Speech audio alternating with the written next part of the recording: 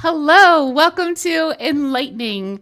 We have a very serious and important show for you today about Ingress Engine X. And I'm here with my guest, James. James, I have a really obvious first question for you. And that is, where'd you get that shirt? That Kubernetes shirt's super cool. I got it at Barcelona. uh, so Lisa's already like a Viking. You have a Viking as a guest. Vikings can work with Kubernetes too. Everyone, yeah. Yeah. For real, tell us about your get up here. No. It's I want people to believe me when I said that I'm very serious about my Gimli cosplay. So I wanted to make sure I showed that I can't travel with the axe. Obviously, it's an actual weapon, but the helmet I need to start wearing more. And on Thursdays at Chain Guard, we like to wear funny hats. So figured I'd wear this hat. Funny Hat Thursday. What's okay? Yeah. I have questions. Like when is the right time? When is it a Viking? First of all, I don't really know my stuff. Is Viking the correct? No. What No, are you? I'm a dwarf. I'm a dwarf. A what? I'm a dwarf. A dwarf. I'm Okay. a dwarf. Yeah, I'm cosplaying as Gimli from Lord of the Rings. I get it all the time because I have a beard. I'm stout like Gimli, so Okay. I'm just leaning into it. So today you have me ask. And then how often do you have an occasion to really first of all, do you have more? Do you have like robes and stuff? Yeah, I have a full outfit. And then how Not often do you like have genuine leather, but I need to work on it. Yeah. how often do you have occasion to wear it? Just describe it that occasion. Actually, the first time I wore this outfit, the full outfit, was my rugby team was doing a pageant show to raise money, and you needed to have like a gimmick, an outfit, and I was like, you know what? I haven't done it. I want to lean into it, and so I bought the full outfit for the pageant, and I helped raise. I think I helped raise $3,000 for our Heck rugby yeah. team. So it's That's absolutely worth cool. it. And then, any chance I get, it's going to be a Halloween staple from now on. Yeah, I'll Yeah. go to a Comic-Con, anything like that. Like I need to start, like I said, I need to start traveling with this more. Well, we have lots of buddies to say hello to in chat. Everyone who's here, please do say hi and where you're from. So we have Saud here. Hello. Hello, hello. Good to see you. Thanks so much for coming. Simon's here. Hi, Simon. And then, as always, I have Lisa. Good morning from Massachusetts. And again, that's Viking awesome. So cool. Thanks so much for being here eventually. So, what's funny about this top part is like this conversational part. It like gives some time for people to stream in and say hello to everybody, but it's also like kind of intended to like establish trust. Like, who is this guest? Why do we trust them to teach us about whatever it is today? So I think it's I love that we're using the Gimli to establish trust. We have Kormaju's here. Kormaju, I'm so glad you're here. You asked the best questions. Thanks for coming, Kormaju. And Bushtan's from Mumbai. I was just in Mumbai in December. Cool. We have hello from Colombia also. Awesome. All over the world. This is exciting. Yes. Yeah. Streaming's so cool. It's so cool that we're all connected in real time right now. What is life? So let's establish some trust. We've established that you're fun. But tell me who you are and what you do and how lightly, because I also want to ask about rugby, but just maybe introduce yourself technically. Yeah. Technically? Hello, everyone. Yeah. This is James Strong. I'm a solutions architect at ChainGuard. I help secure the software supply chains. But what I'm really here to talk about is Ingress Engine X. I'm one of the core maintainers for Ingress Engine X. That's awesome. I totally trust you now. I appreciate that. So before we jump into your story, and I have a lot of links I'm going to post. Before we do that, tell me about rugby. I know nothing about rugby. I know I've heard it's violent, or like, yeah. How did you get into rugby, and like, what's it like? What is it? It is the best game in the world. It is Okay. How did I not know about it? right. Most people in America don't know about rugby, but Uh-huh. it's actually, again, like this all ties into like Philly and everything. Like, when you move to a new city and you Uh-huh. don't know anyone, what's the best way to make Uh-huh. friends as an adult? Right? Uh, Join a yeah. sports club. And rugby, they have a very social environment, and so they were at an event at the same local bar that I was at, and they usually have like a drink up after a game. They hang out with the opposing team. It's very friendly. Oh, Win or that's lose, nice. all friends. And I met the team that I play for, the Philadelphia Griffins, and I was like, I wrestled, I played football. I would love to do rugby. I've never tried it. And they like, we have 101 starting like in a week. Like, you should come out. And I did, and it's a year and a half, and I haven't looked back. I love it. That that's freaking amazing. That's wonderful. So you're new to Philly. We have Thindle here just saying hello real quick. Thanks so much for your little lurk, Thindle. Appreciate your time. Um, this is cool. Okay, so let's get into the technical stuff. We have lots of folks here now. So I'm So, gonna move behind the light board, but we have quite a lot of links to put in the chat first. I think I'll put all the Nginx related ones. Well, what do you want to talk about first? Where should I start with the links? um, you know, the links can go in there. I'm going to talk about them as we come through. Okay, A lot of the Ingress cool. Nginx links are just, one of the things in my last talk that I found out is that, over communicating things is probably better than under communicating. And I found out a lot of people don't know about, updates and everything that we're trying to accomplish, releases. Like, a lot of people ask about release notes, but a lot of people don't read them. So I just wanted to Mm-hmm. put those out there. So a lot of the links that we've posted, well, we've posted a couple more, but one of the links is a link to our meeting notes and how to join the community and where to get questions answered and asked.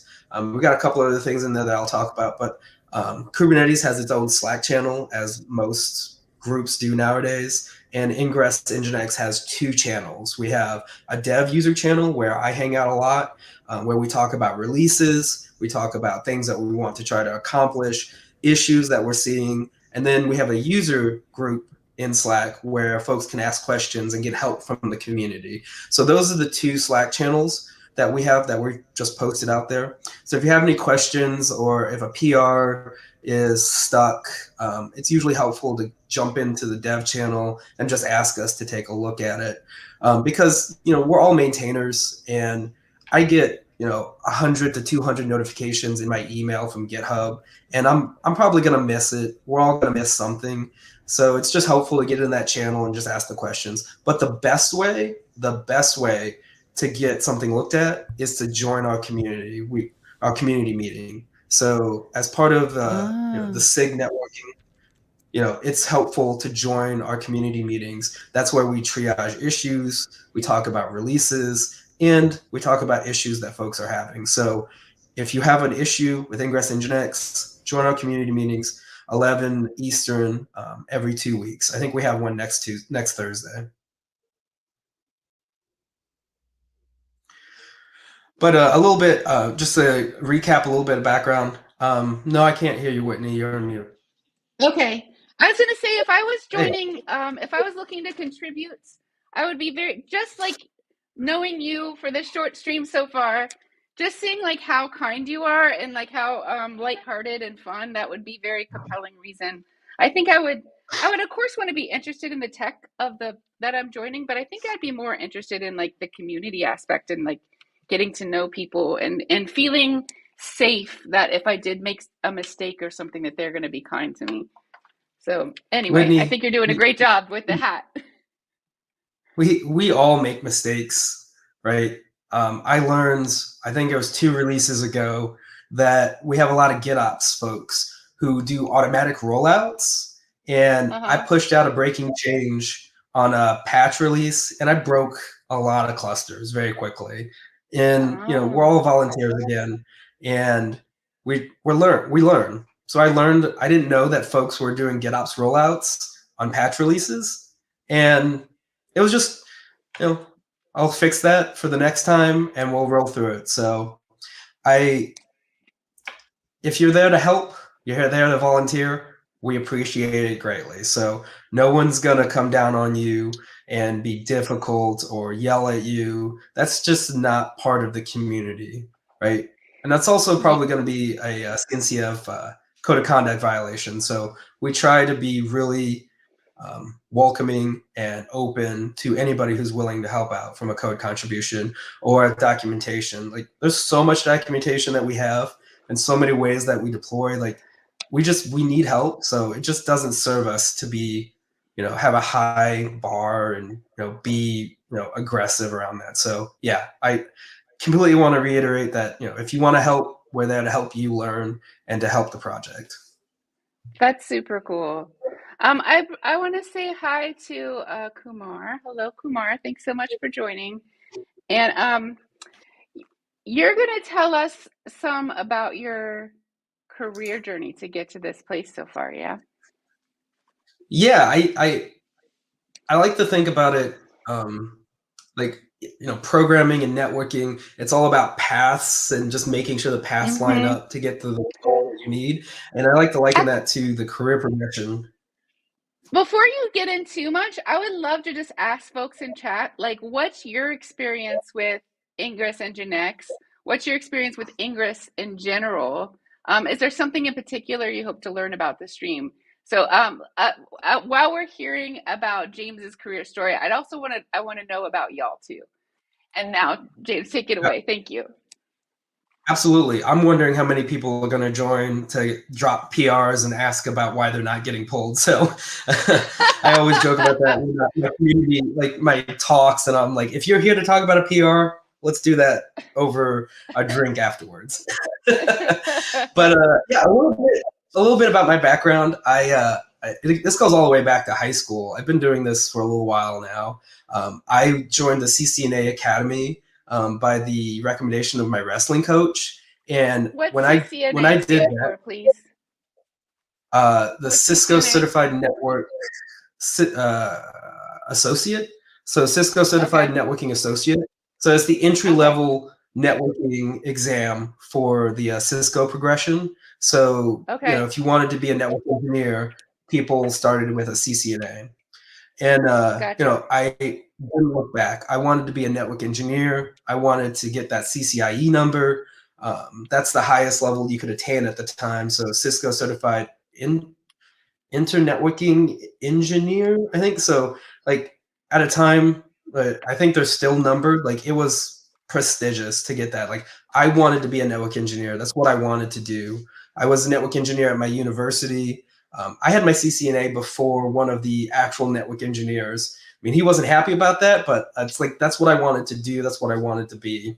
But when I graduated, I started at GE in a rotational program, and I was on the network engineering team. I was also on the cloud and Linux team, and for some reason I never touched Linux until like that year. So it's like that, learning about programming, learning about APIs, system networking. I was like, and then the cloud started getting really big at that time, right? So I think AWS was around 2006. So this is probably around 2010, 2011. Popularity started shooting off, and I was like, I want to work in the cloud. So I have my networking experience background. I started my cloud journey then, and I was like very interested in all of this. Kubernetes started getting very popular. I was like, I want to get involved in Kubernetes.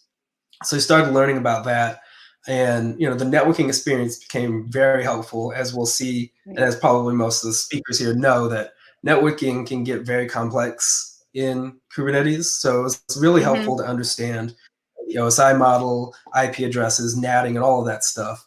But really, it came ahead when I think through all of that, I was an AWS ambassador. I was posting, doing a lot of content, A Cloud Guru hit me up and said, hey, we would like a course on AWS networking and Kubernetes. I was like, yes, let's do that. And while Heck I was yeah. researching that, one of the ways that I learn about things is I read. I really love reading. So I read the Linux observability with BPF because I didn't know about BPF. I didn't know about EPBF. And I read that book. And at KubeCon, I met one of the authors. So I asked him some questions. I had some really in-depth questions. So Lorenzo Fontana, he's one of the, he's also a core contributor to EPBF. I was asking him questions, walking through the networking, through the course, and he was like, this would be a really cool book.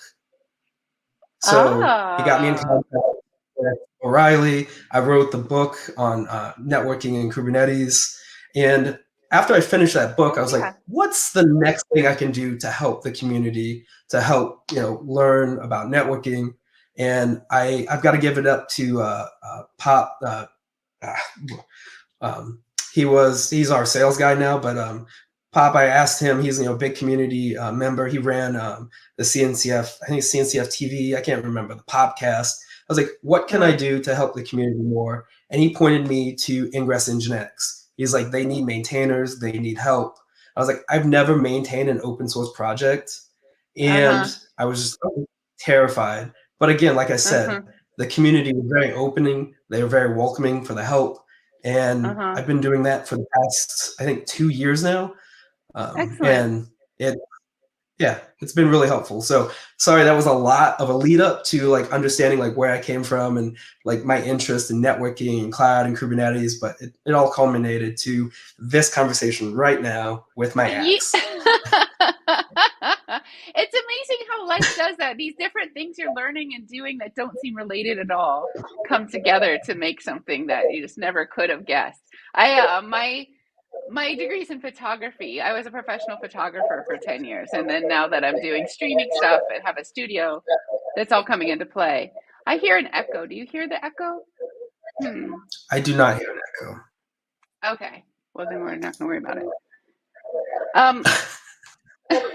Roll with it. Roll with the punches. Yeah, if other people hear it, then I want to know. But if it's just me, we'll get by. I want to eventually answer our question. They've been studying Ingress Nginx for about 13 minutes now. And then Lisa says she appreciates your intro, which is wonderful. Thank you, Lisa. Yeah. They hear the echo too. So let's, so I'm checking my audio inputs. It's all through my iPod. So something in here, wait. Is it when I talk I'm or muted. Is it when you muted? So when James mute and then I'm talking, do you hear an echo? I don't hear an echo now. So if James is unmuted, we do hear the echo, right? So I probably have it up too loud.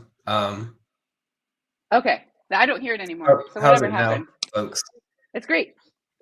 Oh, hi, Long. Long's one of our supporters. He's amazing. Thank you for joining. He helps do triaging support. He helps like non-code contributions, but still very helpful. He'll help triage issues, walk people through support. Very helpful from a community perspective. So thank you, Long. Thank you, Long. And also thanks to Nick, the first one who comes to many streams. Good to see you again, friends. Thanks so much. So usually I like to start this conversation like with what was the world like before Ingress Nginx? And I do want to answer that question to give context, like why did Ingress Nginx need to be created? But then I also want to clear up some terminology around Ingress in general, because I think it's pretty confusing if you haven't really been in the space like me to what's an Ingress controller, what's an Ingress Kubernetes object, what's a custom Kubernetes object that's being controlled by an Ingress, like kind of maybe demystify or untangle the jargon a little bit before we jump into everything. Do those two objectives sound like a good way to start to you? That's exactly how I plan to start the conversation, because I always, hell yeah, I'm going to assume like base networking knowledge, and then we'll just build on like Kubernetes networking and how it's all laid out. And then we'll build up to Ingress, because Ingress is built on top of other networking constructs in Kubernetes. So it's always good to understand how those work. And then you can get to how Ingress works, and then how Ingress Nginx uses all of those. So I absolutely Heck agree. yes. Awesome. We have Long is given some love right back to you, James, which is great. And Phispheric here. I love when Phispheric comes because Phispheric is great at puns and also asks good questions. I Okay. love puns, so bring them on. All right. So I'll let you guide things from here. Okay. Where to start? This might be way too far back, so people in the audience let me know, or Whitney, you let me know. But I think we'd start with like the Kubernetes networking model and how Kubernetes views the world from a networking perspective, and then that again build on top of how all of the other services work. So the Kubernetes networking model has 4 pieces. One is, there's, I'm going to read it and then we can talk a little bit more about it. Highly coupled container to container communications. So that's how pods talk to each other. So pod is the atomic unit in Kubernetes. They get an IP address and they should be able to talk to each other. So that's what they talk about when it's like highly coupled container to container communication. And you let me know if I'm talking too fast, because I know you're writing as I'm talking, and this is a new medium for me. So you let me know if I'm talking too fast. Yes, I will be a great communicator. Right. So that's the big focus, is the pod to pod communication. And then we'll talk about services as we get there.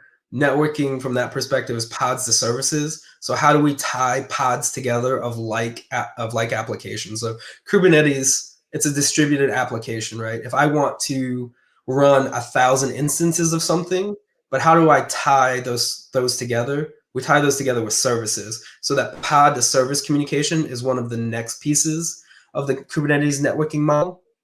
And then all of this is internal to the cluster, right? So all of this traffic, services to pods to pod, all of this is internal to the cluster. So we talk about it from a networking perspective: internal, which is cluster traffic, and then external, everything outside of it. And we'll eventually get there with Ingress Nginx and load balancers and all of this stuff. But then the third layer, right, is external to services communication. So that's getting traffic into the cluster. Okay. So I would just be like internal to external. Yeah. Services tie pods that are running the same application to one another, or group pods that are running the same application. Yeah, they group them together. Yeah.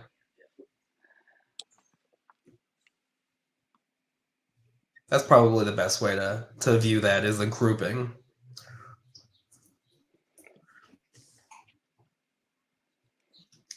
Okay. I'm gonna see how long the helmet lasts. It's not that comfortable. It looks cool, but it's not that comfortable. Your helmet. Oh, it does not look even a little bit comfortable. It looks pretty miserable, actually. So now external, and then external traffic. External coming eventually says heavy is the crown. Okay, so then we have external to service communication, you said. So we need to get traffic from external to a Kubernetes cluster. Okay. Yeah. Okay. And so that's the networking philosophy, what we call the networking model in Kubernetes, and that's the basis for how all of the other things flow, all the way up to Ingress and Ingress Nginx. So that's a good starting point, and then we can start talking about and defining the things that you were asking about. Because I think you started with asking about like controllers and things like that.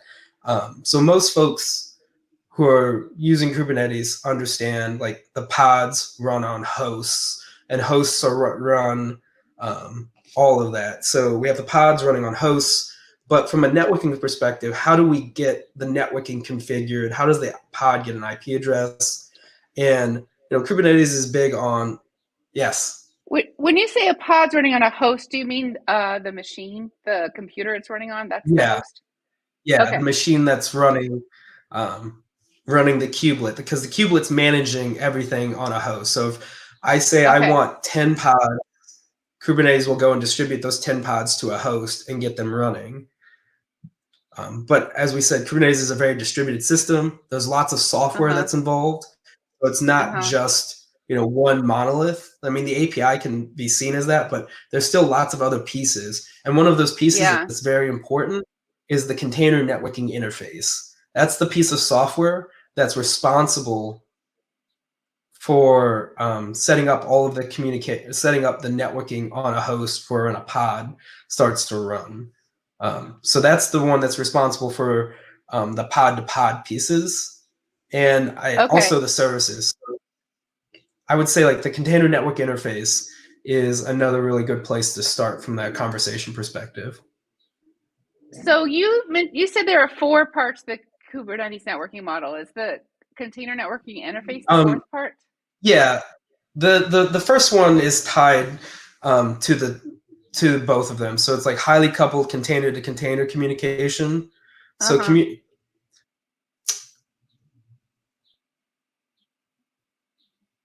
when we run a container, Uh-huh. containers run inside pods. So a pod can have multiple containers. So Uh-huh. containers can talk to each other on local hosts. So Mm-hmm. that's the fourth one. So that's the one I kind of glazed over when I went right into the pod to pod communication. So Okay. yeah, one of the examples that's used to explain this is like logging or sidecars. So you can have Mm-hmm. multiple containers running inside of a pod. So your application Mm-hmm. container is running your application. And that's the only thing it should be running. You Mm-hmm. can have a sidecar, or you can have other containers running alongside it that are responsible for specific tasks like logging or network proxying. So that's the Mm-hmm. container to container communication, and that's all done on local host for Mm-hmm. that connectivity. So that's the four layers, right? Container to container inside of a pod, pod to pod, pod to services, and services to external. So that's a good point. I did glaze over that one very quickly. Share the same network and refer to each other as localhost. Okay. Yeah. I okay. I was very concerned about the timing, and just as we dig into this, I don't think we're going to have any issues with the timing. You're like, how am I going to fill up that much time? It's never been a problem. So maybe do you think it makes sense to kind of draw this out maybe right here? Yeah, yeah. We can walk through So, I that. mean, is it important to the story? I know we're throwing a lot of I, stuff around and yeah. yeah, no, I think for the folks that are following along, it might be helpful to like draw those out. So maybe we can draw like a Kubernetes cluster with 3 hosts and a pod on each host and a Mm-hmm. couple containers in the hosts, or a Okay. couple containers in the So pods. so when we say 3 hosts, we're probably talking about worker machines, or are we concerned with the Worker physical nodes, plane? yeah, they used to be called minions. They're worker nodes now. Yeah.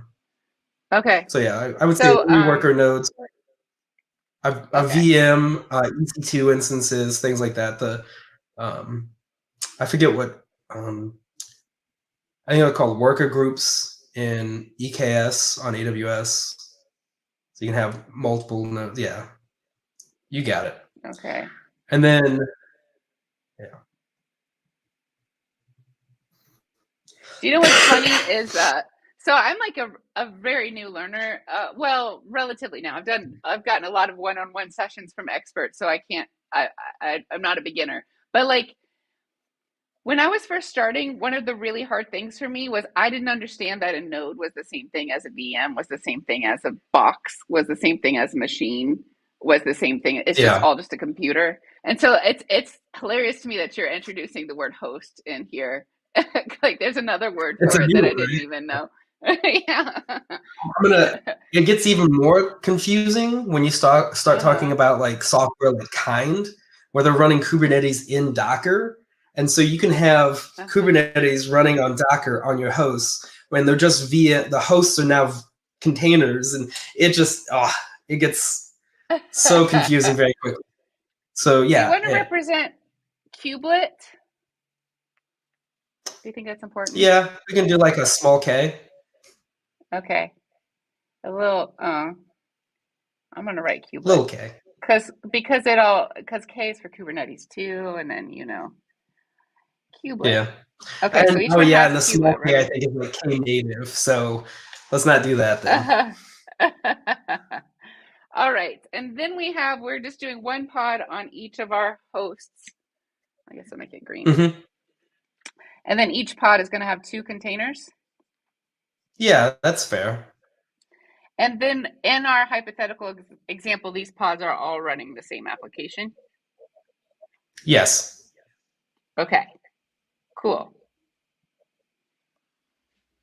That's one of the other things that's really difficult. Like when you've been working with something for so long, you gloss over assumptions or you miss things. Like as a solutions architect, I work in support a lot. And so it's really Mm-hmm. hard to understand like assumed knowledge is very difficult. Mm-hmm. You don't want to assume too much, but it's like how deep do you go? And like, so it's great that I have you to help me guide this because, yeah, I just assume people know things, and you can't really assume that. It's not helpful for a new learner.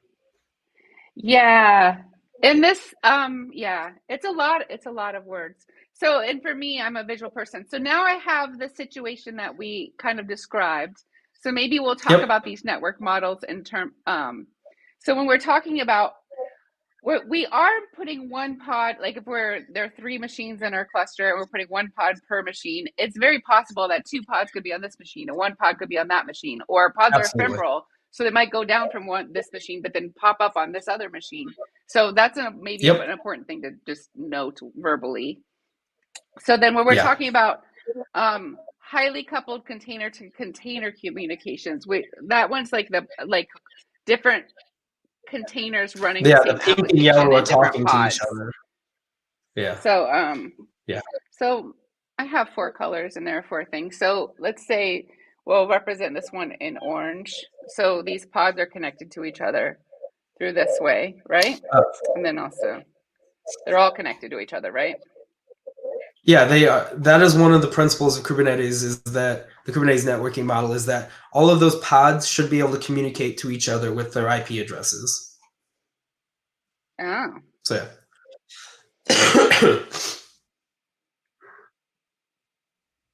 Okay. And Yep. then we have pod to service communication. Ooh, we haven't talked about a service. So So yeah, services are they're defined through I don't really want to go too deep into the IP tables and everything, but like a yes. service is a construct in Kubernetes that ties these pods together so you can identify them as one unit. So I would just say like external to that, I would just say service. And the default service Okay. type we can talk about is the cluster IP. So we'll just put the service out here. It could be running on any Yeah. machine. Or Yep. yeah. It's defined I by on actually all might of the put this. machines. That's how it's distributed. But yeah, it connects everything, so it can be external to the hosts out there. So this is our service, and it Yep. basically connects to all 3 pods. And it gives the pods a single IP address that you can access any pod, right? Or a And this single, is all yeah, a still single way. internal to the cluster. Mm-hmm. Yes. We'll draw the And line when around you the cluster at the end. Yeah. Yeah. yeah. One of the other things too we want to talk about is endpoints. So when you create a service and you Mm-hmm. create this grouping, each one of those pods now is an endpoint that's identified. Um, so I would just like a little like bump onto the services maybe, because that's how it Um, ties everything together. This gets important further down the okay, road when we gotcha. talk about ingress and index. So yeah, yeah. I like that. The little star. That's an endpoint. Still on the page, yeah. Cool. Awesome. Okay. So this is the internal communication. That's that second point. And then I guess we can now draw the perimeter for the Kubernetes cluster itself. So all three of those hosts now make up our Kubernetes cluster. Okay. Okay. I know enough about Ingress to know that I feel like I want to leave a space for it. So this is our Yeah. and Yeah. yeah. I would say just like straight down to the endpoint, and because the ingress it straddles both internal and external communication. I mean, that's its whole point, right? Right. Mm-hmm. So I want to do this, then have it be part of the perimeter of the cluster. Yeah. How's that feel? I like that. Yeah, cool. Yeah.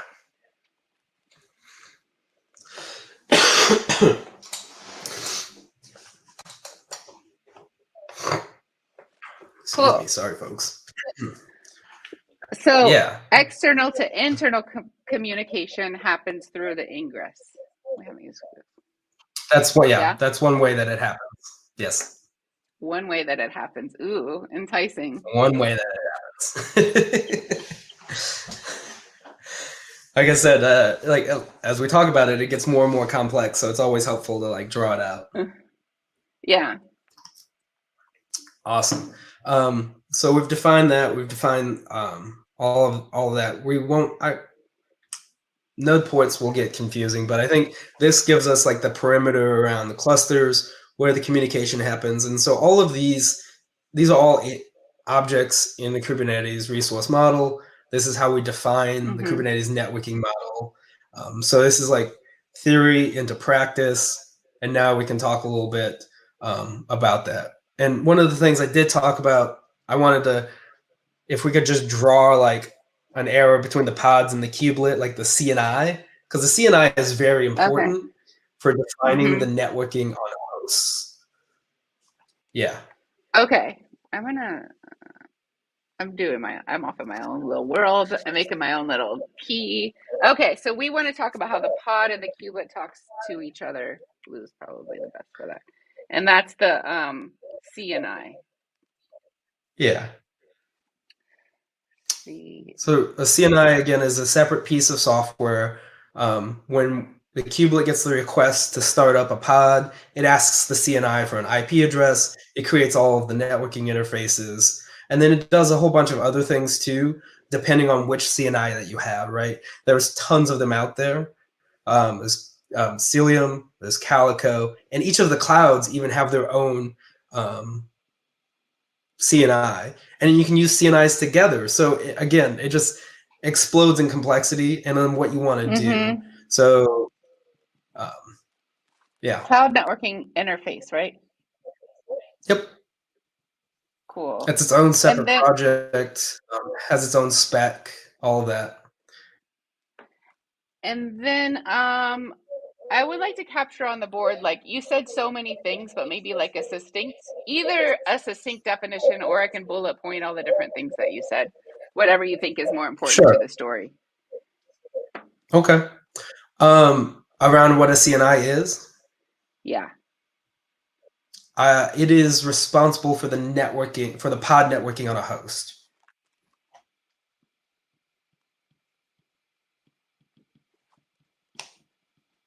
Okay. And how's that got to do with the kubelet?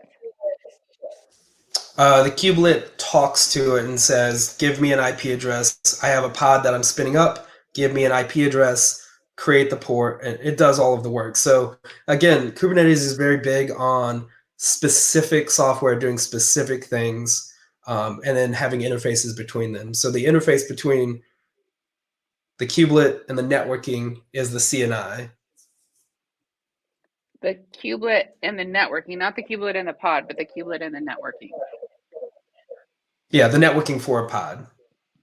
I can, as I keep talking, I keep hearing like I'm very thankful for you to like help navigate the the confusion that I'm now pushing in all of this. Networking for a pod. Okay. Yep. And many implementations, Cilium being one of them. There right? are many, yeah. Yep. Just like there's many different implementations of Ingress that folks can choose from, Ingress Nginx being one of them, the same thing from a CNI perspective. Or like a container runtime engine perspective. Exactly. Yeah. So, I mean, even from so all of those pieces, right? The compute is the kubelet. You have the networking, the CNI. You even have a storage interface, right? So storage interfaces have multiple implementations. Yeah. So same thing here. Cool. So what happens when you have an open source ecosystem? Everybody has their chance to say how they want to do things, but they all have specifications. All of them have implementations. Yeah. Cool. Excuse me. Sorry. We're off to a great start. So yeah, I'm having a blast. Yeah. Good. Yeah. Good. So all of this just defines how the networking works, how everything gets. Like I've got 3 pods. They've all got IP addresses. They're all talking to each other. We have a service, and then we have Ingress, and then we can talk a little bit more because Ingress uses very many of the service types. Maybe do we want to talk about the service types? I don't know the relevance to the story, so I have to rely on you about what is important for your story. Yeah, I think so because the service types define, because you can use them for external traffic with or without Ingress, and then Ingress uses all of them. So there are there's 3 that we're concerned about. There are 5 types, but there's 3 we're concerned about. Okay. So there's cluster IP. All right. Yep. Okay. Node port. And then load balancer.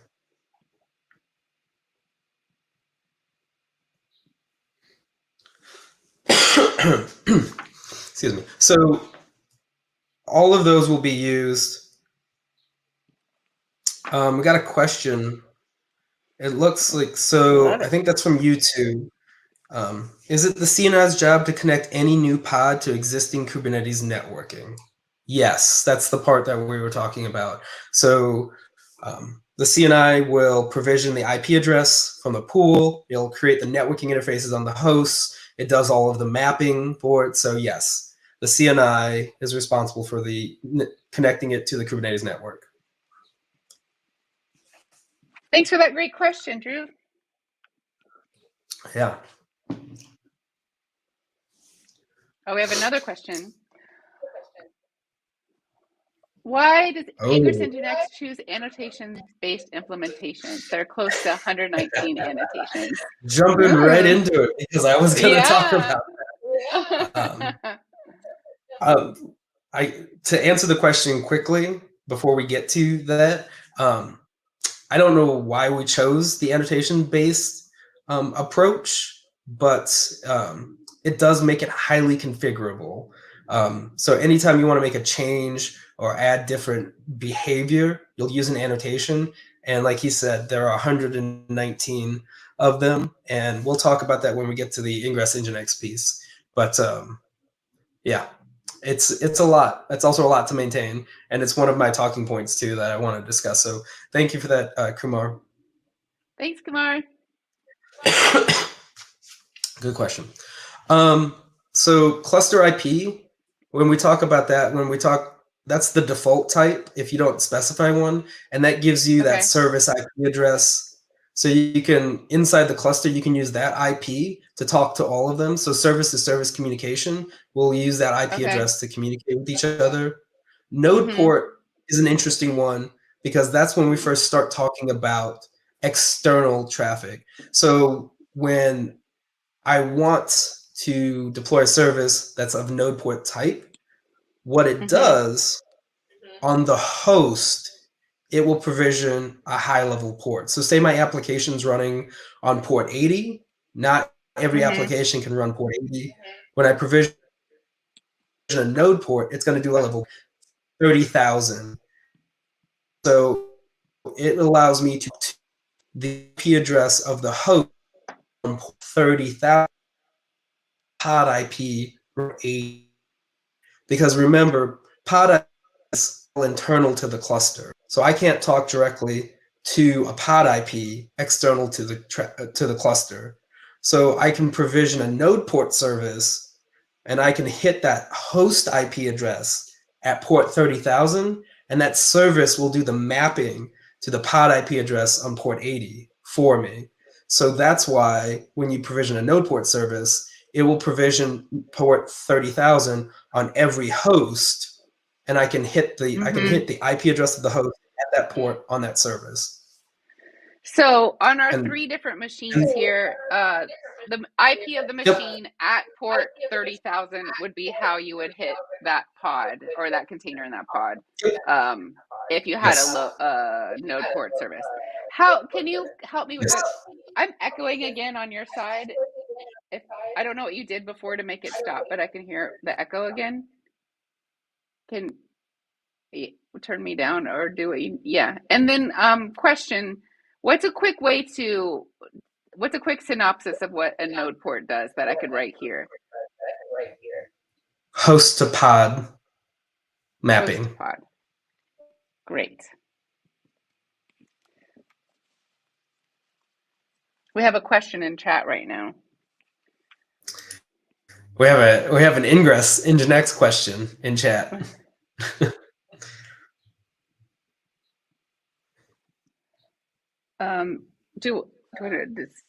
Why am I not able to host multiple applications with Nginx controller?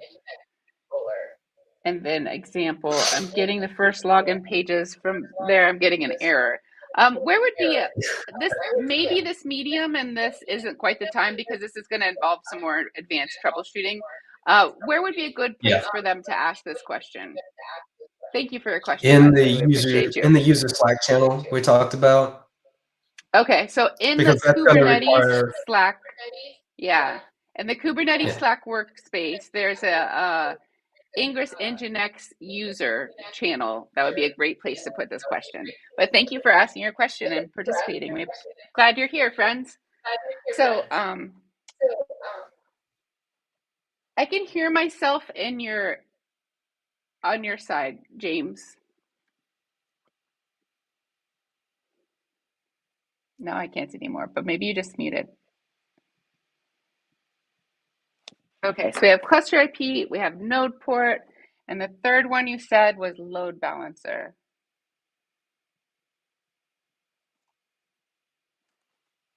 Oh, are you just frozen? I think you might just be frozen.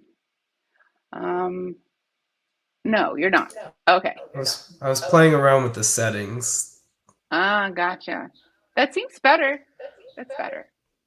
Hopefully. No, I can still hear myself in your background. How you had started charging your headphones during pre-show? Do you think maybe? Yeah, let me see. And it's an excuse to take my my helmet off.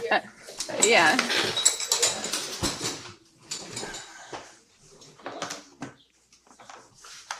What's strange is that it comes and goes, you know?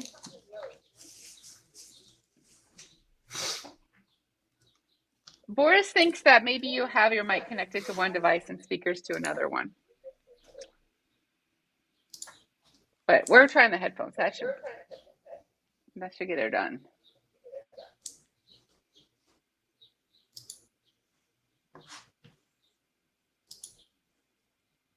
Okay, it's connected now. Eventually says, I did not expect that blue hair. I love it. It is. It's like a fun reveal.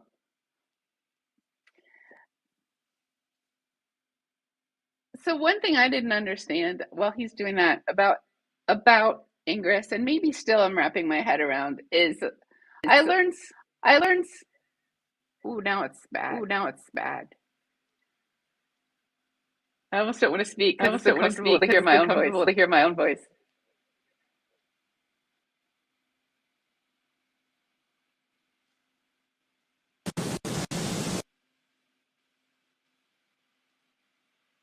Front, right. It's like we can hear your headphones.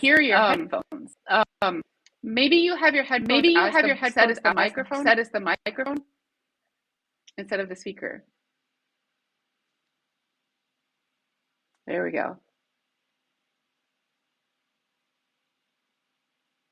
So now there's no echo, so that's good. Can you hear me? And then can I hear you?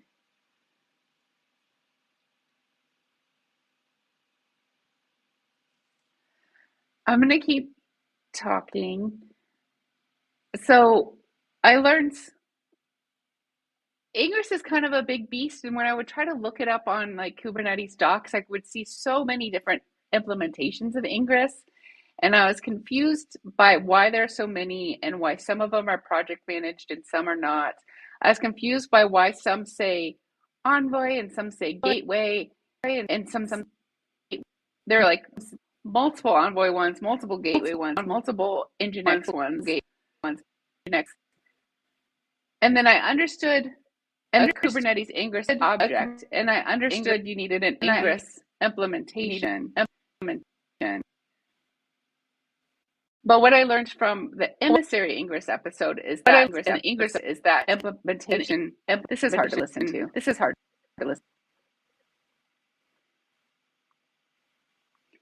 What's the difference? Oh, yes. Nice. Yeah. So there's always a million switches. I had my audio on here and the mic on here, but you can also switch it in the streaming software. So I apologize for that. Is everything good now? Yes, it's wonderful now. Thanks for taking the time to fix that. We have a question that I actually think I can answer. I would like to try to answer it, and then you can double check my work. But what's the difference between Istio and Nginx Ingress? So instead of saying those exact two technologies, let's talk about what is the difference between Service Mesh, which Istio is Service Mesh, and Nginx Ingress, which is an Ingress. Ingress conserves itself with external to internal traffic with your Kubernetes cluster. That's the Ingress's job. And then Service Mesh, like Istio, is concerned with all of the traffic just within the cluster, like all the ways different things talk to each other within the cluster. How do you feel about that explanation? You are right. Yes. But in Istio also has an ingress and egress gateway, and it can control internal and external traffic. So yes, you are right. So there's service meshes, which are both for internal and external traffic and pod-to-pod communication. So one of the big use cases for service mesh is encrypting traffic between those two pods, because again, the pods are talking to each other over the network, and it's all unencrypted. So service mesh allows you to encrypt that traffic between the two pods, and but it also allows you to have communication internal, like code programs like Istio have, and they have the internal communication. So it even further it. So you have mesh, you have ingresses, then you have the new ones out API. So Gateway API is an evolution of Ingress, and it's one of my talking points too, because I know folks have been asking, when is Ingress Nginx going to support Gateway API? And Gateway API is, when I say it's an evolution, it's still a layer 7 external to internal communication, but it gives you a little bit more flexibility in the roles. So it breaks up the roles of who can do what with the traffic. So yeah, there's a lot more nuances to all of those.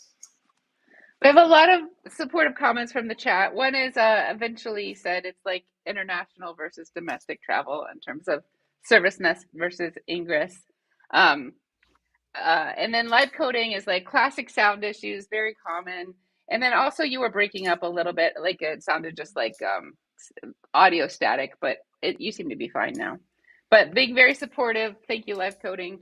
And then Kumar says, I think the learning curve of Ingress is hard because it involves a domain. I don't understand it well when I switched to Google domains, and then the fun started. So that's like incorporating a DNS element to it that also makes it hard. Another level of difficult.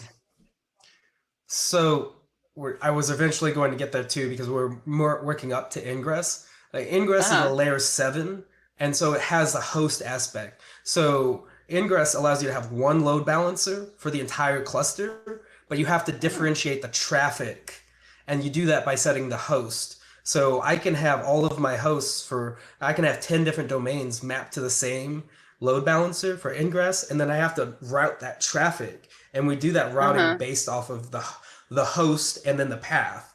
So say you have mydomain.com/API/foo. Using those two pieces, I route the traffic to the specific service. And then I Uh-huh. have, mydomain2.com/API. Again, that's a separate ingress object, and that's how we route the traffic. So it does add a complication to how you learn this. So yeah, but So that should be the same for yeah. I do want to go into that a little more in depth later when it makes sense in the story. And what Yep. I'm learning, I think, is to keep this area open. Like we might maybe need it to write out domain names of how stuff is going to get into the cluster. Yeah. Um, Yeah.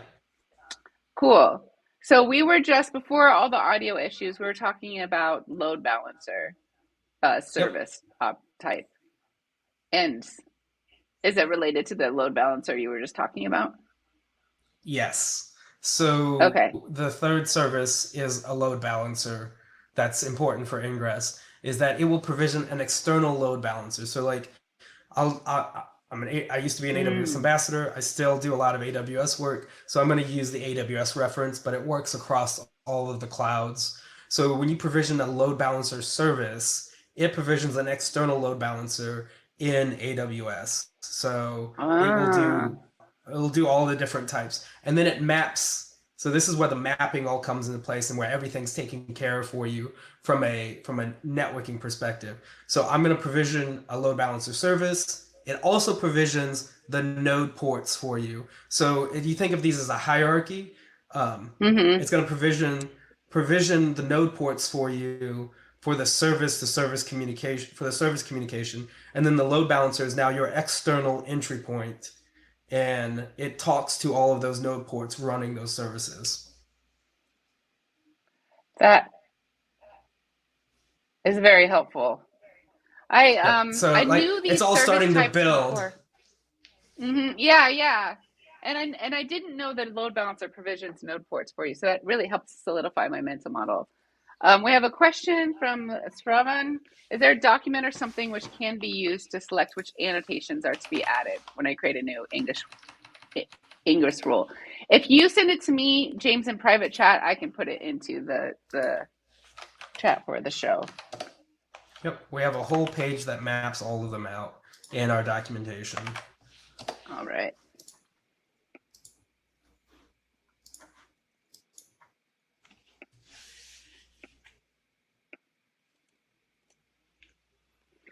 All right, there you go. There's your link, friend. Look at that incredible teamwork, everyone. All right. What's next? Now we can talk about Ingress and then Ingress Nginx specifically. So Yes. this service we drew here is a cluster IP service. Well, that one's going to be a load balancer service now Okay. because we're going to change it because you can change services. Okay. So now it's going to be a load balancer type for us. Um, Okay. because when you deploy Ingress Nginx, we deploy a service of load balancer type because we need that load balancer to talk, and then we define all of our ingress routes through that load balancer. So this service is part of the ingress deployment. Okay. Yep. Cool. Okay. So when we deploy the ingress, we deploy a service type of load balancer. Now we have one load balancer. So if we want to draw like an external load balancer outside of that, next to the Mm-hmm. ingress, Cool.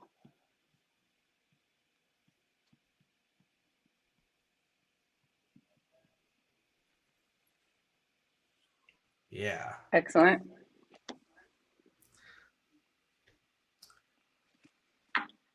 Nice. Yep. So now this is the typical setup for an ingress that will get deployed, whether it's emissary, it's contour, all of the other ones that you want to talk to, the very many um, myriad of choices that you have. So this is an ingress deployment. When you deploy ingress nginx, it deploys all of these Kubernetes objects for you. So you can deploy it via Helm chart. You look like you have a question.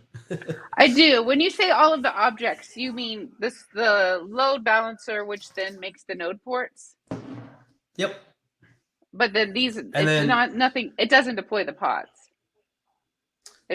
so I think you asked at the very beginning, like controllers and things like that, and how all of this Uh-huh. works. And then this is where Uh-huh. we get into the controller part of the Ingress Nginx controller. Those are also pods that have to Uh-huh. manage the configurations and listen to the ingress requests that folks are going to put in. So the things that Savan asked about. Hey, Ricardo. Ricardo just joined. He's one of my other Hi, Ricardo. maintainers. Cool. Hello, welcome. He said he was going to join, so I'm excited, and he's going to correct me on everything I say wrong now. Let's do it. No, he's going to help me learn. He's going to help me learn. Yes. Um, Yes. So when we deploy the Ingress Nginx, we're also deploying Kubernetes resources to manage all of this. And again, from a controller's perspective, a controller in Kubernetes parlance is a piece of software that watches for changes to specific objects. So the ingress controller is looking for ingress resources to deploy. So as a client, I'm going to ask Kubernetes, deploy this ingress resource, the one that Savan and others have talked about. I want to be able to route my traffic to this service, all of this. So we have to have software that manages that and watches for that. And this is where we get into the differentiation between all of the other ingresses. So Ingress Nginx, to manage all of that network mapping, uses Nginx to do that. So does that help? I want to capture, yes, but I want to capture kind of what you just said. So when you deploy an ingress, you're talking about deploying an ingress object, and then that object, an ingress controller. Okay, so not the object, but the controller. Okay. Yeah. Cool. So when we talk about Ingress Nginx, it's a controller, and you have to deploy that into your cluster, because Kubernetes doesn't deploy that for you by default. It's up to the admins and the users of which controller they want to deploy.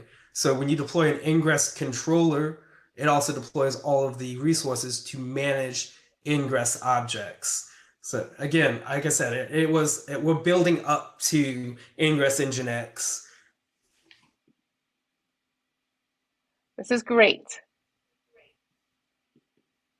And hopefully this helps make the other conversations you have about ingresses easier. And it's just, I feel like we said, I don't know how far back you ever want to go, or like you don't want to assume things. So I hope this is helpful.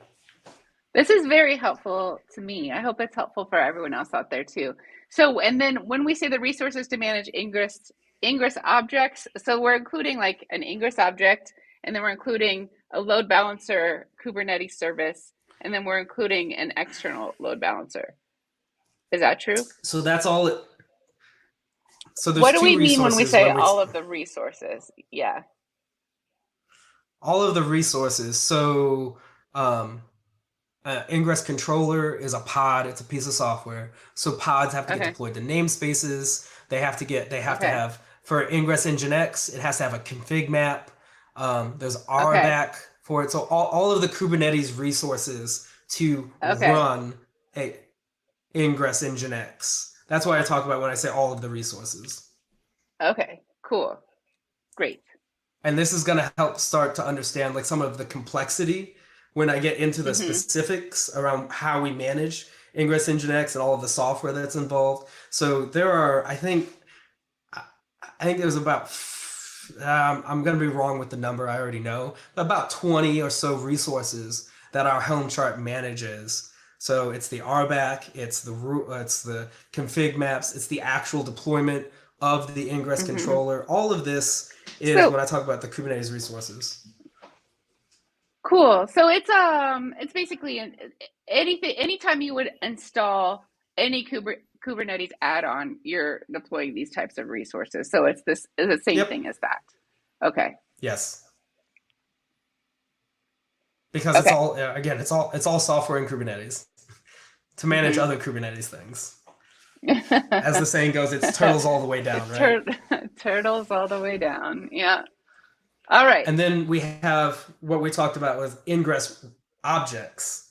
Ingress objects, an ingress resource that defines how we route traffic into the cluster. So there's the ingress controller, and we have ingress objects. The ingress controller watches for ingress objects to be created. So that's the stuff that folks were asking about. So that's route my API request to this service, and that's the ingress object.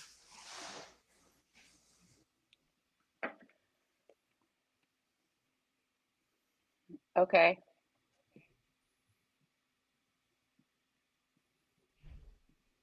And this here is an ingress object. An ingress controller is like the software that's installed. All of that you just pointed at is the ingress controller that we just mapped out. Okay. We haven't deployed any ingress objects yet. Okay. It watches for ingress objects, and I wrote ands, but I don't remember the second half of what you said. No and. No I and. probably Okay. just went into defining what an ingress object is. And then an ingress object. Where's my face? I'm gonna leave room for it. And what does an ingress object do?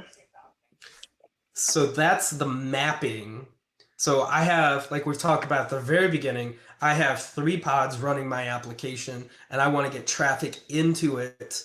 How do I do that? Well, we're using ingress to do that, and I have to put in an ingress object that maps my host, which is what one of the people were asking about, and the path. So the domain and the path will set up the routing for us to the service and the pods running inside the cluster. So an ingress object is the mapping between the domain and, I mean, really the running application, but we could say the domain and the service. So yeah,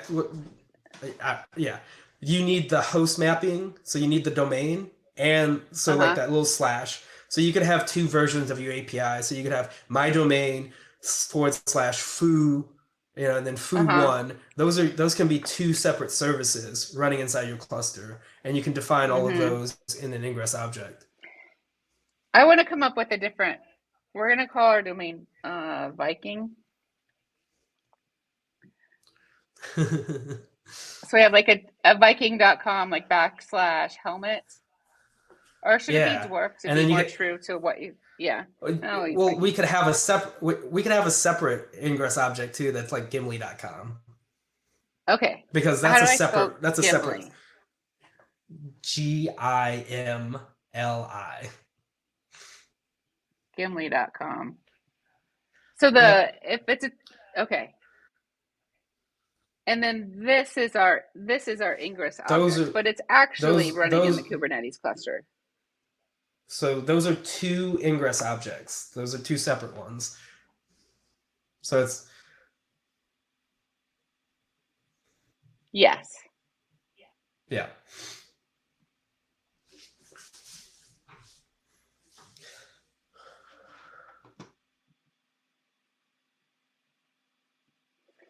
So do I need more space between them, or do I need to write? That's fine, because we can branch out to like multiple paths. So that's the domain plus the host. I need to be able to see you. Okay. Awesome. And so that's how we define an ingress object. Yeah. Cool.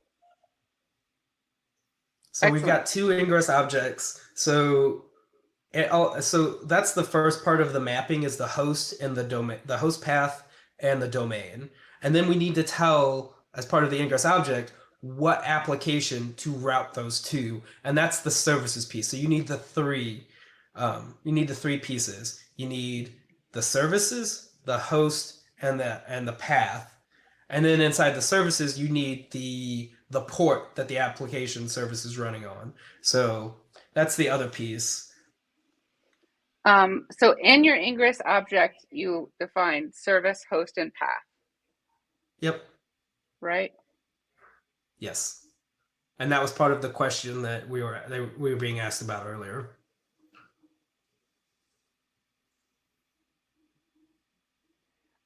So by service, which type of service are a node port service? That's going to be a cluster IP. Yeah. Oh, I keep Right? getting it wrong. I think that's right. So, and then by host, we're talking about our domain name, right? Yep, the domain name. And by path, what's that? So you could have multiple services on one domain. So you can have like your scheduling service, your calendar service, your distribution, your cookie service. So that's So, like /API, /API v2. All of those can be separate ingress objects to go to so, different applications. so subdomains would be an accurate way to say that? No, it's the HTTP path after the domain. So Okay. anything after the domain, Oh, okay. that's Got where you, we do got the you. mapping. Yeah. Okay, I see. A subdomain would be a new host, which would be a new ingress Would be like, object. gotcha. Yeah. Cool. Yeah, it could be like api.gimli.com. That'd be a new host. So I go to gimli.com and this is running an Axe, some sort of Axe related software. So I go to gimli.com and then does this ingress object hit the external load balancer, or is that yes? Yeah. So then it goes. Mm-hmm. So we're mapping the host name to the ingress's load balancer's IP address, and then inside that we have the routing that points us to the service that's running all of that. Okay.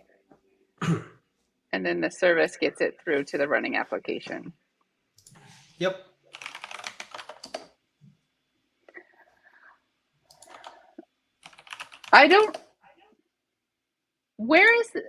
But isn't this running in the cluster, the ingress object? So that's the path and the service piece. So the service is the software that's running the Axe service under Gimli.com. Okay.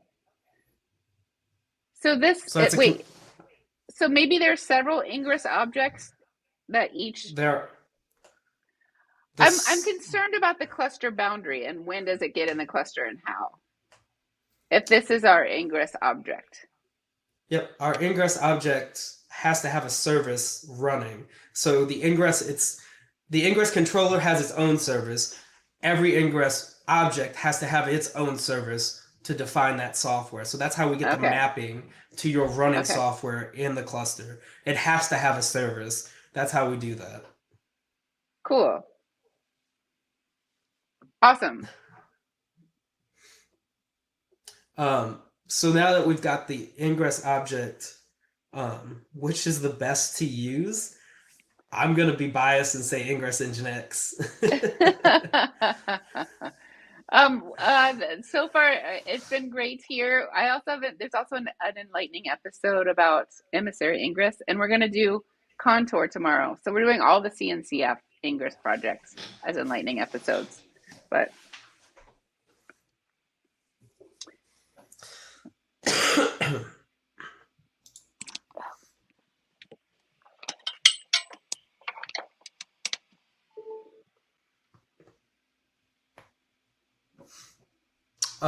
so we've got we've got all of this defined. So Nginx maps all of this for you. So Ingress Nginx maps all of the ingresses, map everything. So it's monitoring for an ingress resource. It does the mapping for you. And now we can start talking about like the specifics of Ingress Nginx. So I would love just like a definition of of Ingress Nginx? Like a good old fashioned Ingress. Oh, Ingress Nginx is fill in the blank. Ingress, an hour and 15 in, right? We get to define it. Ingress Nginx is an Kubernetes Ingress controller that uses Nginx to maintain the Ingress objects. And then I think we probably need to level set on what Nginx is.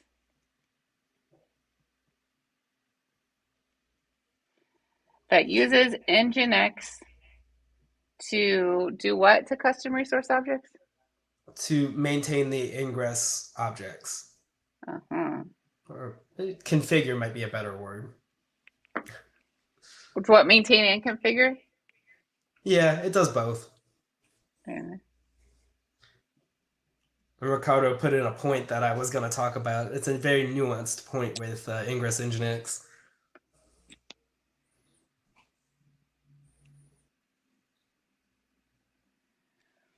So part of what makes this conversation hard is just the distinction between an Ingress object and an Ingress controller. And a lot of, not just here, but in the whole space, I see just the word Ingress being used to describe either one. And it's Yep. part of what makes it hard to understand for me. And that's why I like to say like the controller versus the object. So I'll try to continue to use that differentiation when we're talking about, because now we're getting into the part about configuring an Ingress object. And that's where it gets into like questions like Savan had, where the annotations and the domain things being confusing, that's all around the end user. Most folks interfaces with Ingress is going to be through an Ingress object.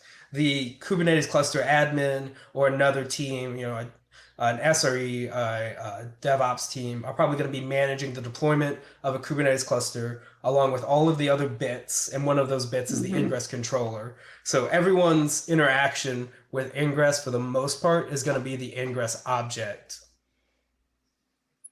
That's a great Ingress point record. about the Yeah. personas. Okay, let's talk about Ricardo's comments. A comment: when the service that backs Ingress is not of external name type. We didn't even talk about external name type. I left that out on purpose. Yeah. It will use the related endpoints Kubernetes object to get backend IPs. So we're kind of at that point where we're to talk about what he's saying, because we've defined an Ingress object. You've defined a service that points to your applications, and then we can get into how Nginx configures that. So Nginx is a load balancer proxying software that now is owned and operated by F5. So Nginx Inc.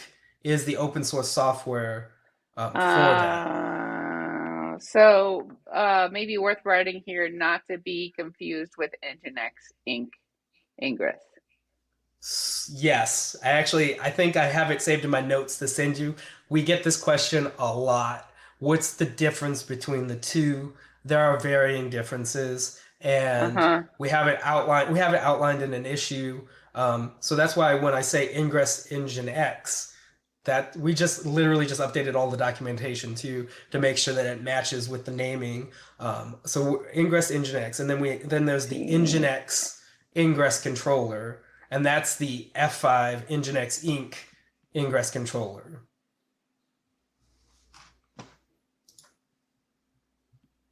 All right.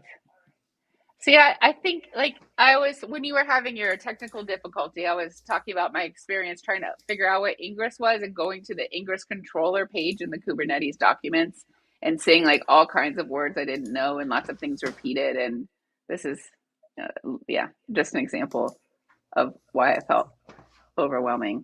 Oh, Ricardo, sorry, I thought you passed it. That's okay. It's better too much information than too little, and that's what I think. Kumar says, I want to understand the naming convention. Why is domain called host? Why don't we simply call it domain? You're speaking my language, Kumar, in the Ingress spec. It's a host name. It's a domain. I think let me go. I think I had it pulled up. What is it? what do they actually say that it is? Is optional host. A host is not specified, so it in the documentation is even confusing. But it is a domain name. It is, what do you want to map that domain to, that IP address of the Ingress Nginx load balancer, right? So that's why it's a domain name. It's a host name, right? Because you can have, you know that it's just all part of it. It's welcome to tech. Sorry. And then Abdurrahman is asking, probably for me, why is VMware Tanzu implementing Contour as the main Ingress controller? We have a Contour episode tomorrow. We have one of the Contour maintainers on the show. So let's come back tomorrow and let's talk tomorrow about it. Awesome. Yep. Everybody has their implementations, right? Even, Yeah. I mean, AWS has their ALB controller that also satisfies the Ingress resources. So it's open source. It's a spec. Everyone has their opinions on how it should be ran. I feel like in the Kubernetes docs there were like 20 of them, like different Ingress controllers. Yeah, there are a lot. Yeah, there are a lot. Eventually says maybe a host can map to multiple domains. So a host can map to multiple domains. We map it on, so in the Ingress object, when you put in the host, that gives us a specific one to map to. So you can, inside of a host, you can have multiple paths. So you can have one Ingress object have multiple paths. So it might be gimli.com/axe/leather/ the One Ring, and those paths map to multiple services for that perspective. But when you switch it and say go to viking.com, that's a different domain. It's a different Ingress resource, right? So I think that's the piece. So it's a host name. That's why I just shortened to host, the host name. But you can do inter-domain routing, right? Maybe this isn't interesting. Yeah. Let's move on to the big stuff.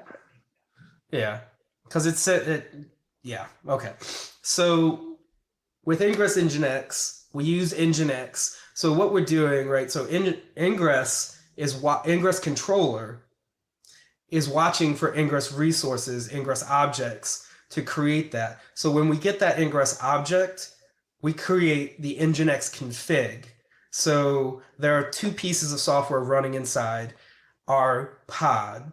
We have the Ingress controller, which is watching for the Ingress objects being created and asked for.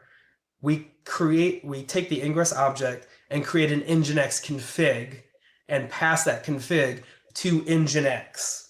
And that's how we do the mapping. And Nginx is doing the load balancing for us. So the request comes in for an Ingress object, Ingress controller creates an Nginx config and passes it to Nginx. And so that's how we do the mapping between the two and how all of the software works together. And what Ricardo was talking about is when we set up the Nginx config, we're mapping it to. Okay, sorry. I'm not ready for Ricardo's knowledge. I have one clarification, make sure I'm understanding correctly. Sure. One is there are two containers running in the pod. So Nginx is one of those containers and our application is the other container. Cool. What I think I want to do is write down like a step-by-step process of what you just said. Does that sound like a good use of our remaining board space to you? Excellent. Yeah. So first step, right, is... Yeah. We have Ricardo's also on the case to figure out why host is used, the word host instead of domain. I love Kumar's question, like, why don't they just say domain? So maybe we'll get to the bottom of that by the end of the episode. That's exciting. Thank you, Ricardo, for doing that. Thank you. And Long says it's the DNS nomenclature is precise on domain, fully qualified domain name and host name. So there's, I guess, maybe within the similar for subdomain. So maybe in the DNS docs, kind of DNS literature, we can get to the bottom of what the difference is. And That's actually a very good point because it does have to be I'm pretty sure it does have to be an RFC specific domain. So it has to adhere to the domains for that. So if you get an invalid domain, I think we'll spit it out and yell at you. And then Bispherics coming in. I guess you could have different domains in the DNS term sense and link this to the same common backend Ingress Nginx. So client one sees Viking.com for their services and have another domain, newviking.com, and that goes to the same service. You absolutely can do that. Mm-hmm. So if you had multiple clients and each client had their own domain, but it's still going to the same service, that's why you have to have that tuple of the host, path, and service. That service could be the same for all of the host names. So that's a very good point. Okay, so we're gonna go to this linear. So what? Yeah. First of all, let's title it. What is it? What's happening? What's the life story? This is the life cycle of an Ingress Nginx object. Love it.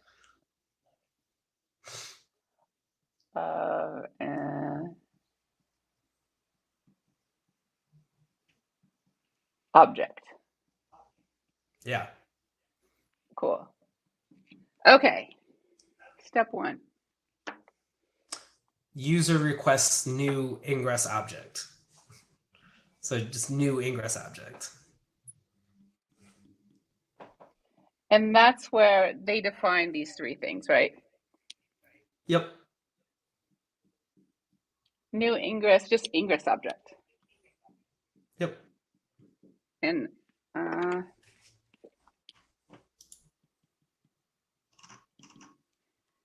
service host path. Yep. And I'm looking at the docs right now. The official term is resource backend, which is the service that's running your application. Okay. Which is fine. So, we can leave that. So 2. Yep. We have a question in chat. Okay. Sweetheart says, are ingress objects namespace scoped or cluster scoped? Namespace. There you go. That's the fastest question answer. Thank you for your question. That was a great question. Okay, so step 1, now step 2. Ingress Nginx controller transforms the request to an Nginx config. Transforms? But configures, manages, creates. Sorry, creates the Nginx config based off of what is that concretely? Is it a text file? Is it a running piece of thing? Like what is it a config map? What is it? The Nginx config is that it is a config, nginx.conf. So that's how you configure Nginx and tell it where the backends for this service, where this request goes. So if you look at it, and you can dump this out, this is one of the troubleshooting things that we do is we'll ask folks to dump out the Nginx config from the pod so we can see how that it was configured and see where the misconfiguration was. And that's what it maps out. It maps out. So it looks like a normal Nginx config because that's literally what it is. Cool. And then 3 would be most likely an Nginx reload because it has to reload that config, and then it can start accepting requests. A lot of other things happen too. Okay, so Nginx, which is the second, which is a sidecar running alongside your application. Let's just say that here. Yeah. It's not really a step, but Nginx is running as a sidecar. Yep. And it actually leads into one of the pieces of tech debt that we're working on, because we're running the controller software and the Nginx software that does the proxying in the same pod. So they both have the Mm-hmm. same permissions. And that's an issue from a security perspective. So we're actually working on what we're calling the control plane data plane split, which Uh-huh. is literally we're gonna run Nginx and the Ingress controller in different pods so that we can assign permissions differently to them. That makes a lot of sense. When you say ingress object, do you mean kind ingress in Kubernetes? Yes. Thanks for that clarification. It That's great. it's yes. From an API So spec perspective, that's exactly what we mean. oh, I'm not going to give that a step because it's not a step, but it is an important thing to point out right here. And then, Yes. and now step 3 is Nginx receives the configuration and reloads. And reloads. Yep. Okay.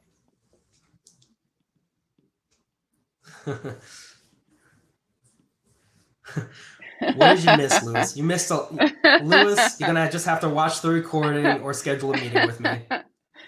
Or that's the beauty of having it all written on the board too. Like you read for Yeah. yourself, buddy. And Physpheric says, "What about?"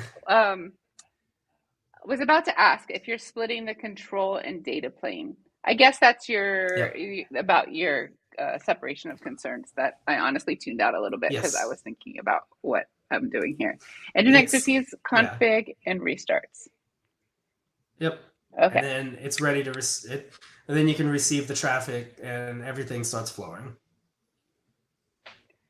But I don't Profit. think we've done enough to Step 4, say profit. what the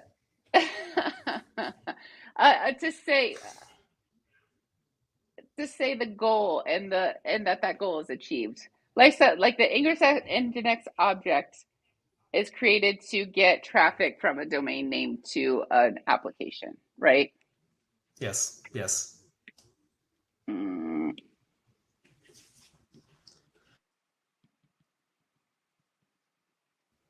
from domain to app. So Yeah. That you make your external Ingress, to internal. uh-huh, external. Um, So the user requests an ingress object, and then the Nginx config is created and it's restarted. And now, without us needing to understand why, now the ingress that lets traffic into the cluster knows where to send the traffic. Yep. So now end users can make a request on gimli.com/ax. User requests start flowing.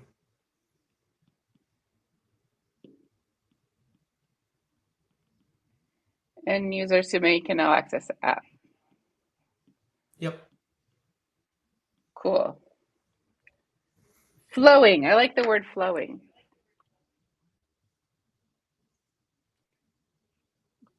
Excellent. Cool. And yeah, when I talk about the pipes and making sure that everything works from the pipe, so now the pipe is complete. We have the pipe to the end user to the application running inside the Kubernetes cluster. And So that's Ingress Nginx at high level. So as like a developer that all I want is for traffic to get to my application, I don't have to concern myself too much with like the services and all the different pieces that we talked about here. So that's nice. Cool. Yeah, well, they still so that in step 1, that service has to exist. So they have to deploy that. They have to deploy their application separately of that. So Okay. Ingress won't deploy that service of your application. It has to Okay. exist outside of Ingress. Okay. So they have to. A developer has to do that work beforehand. Okay. Cool. What about Because like go ahead. more advanced things like tracing or rate limiting? Is that something that So happens? Yeah. With Ingress, or sorry. let's take something else altogether. So this is where we get into that previous question that we asked about very early on, was how do I configure annotations and do all this stuff? So if I want to set up SSL, for example, I have to have an SSL certificate. And so I have to add that into my ingress object. How do I do that? We do that with annotations. So you give the ingress object, you configure it with an annotation, and then we take that annotation and configure the Nginx controller, the Nginx config, and we point it to that certificate. So that's how we do that. So if it's an Nginx module, we map it with an annotation. So this is how do you we get do more fancy stuff? advanced. How do we do fancy stuff? Yeah, annotations. Okay. Short answer, annotations. Yep, and those map to Nginx modules. So folks who are used to running Nginx and you have a specific need, those are broken up into modules. And so we map Nginx annotations to Nginx functionality in modules. So if you need a specific compression algorithm, we have an Nginx module for that. There's an annotation that uses that. So yeah, when you want to get really fancy, that's why we have, I think the number that was quoted was 119. And let me go look at my notes, because this is the point where we start getting into the how complex Nginx can be. We have 118 annotations, yeah.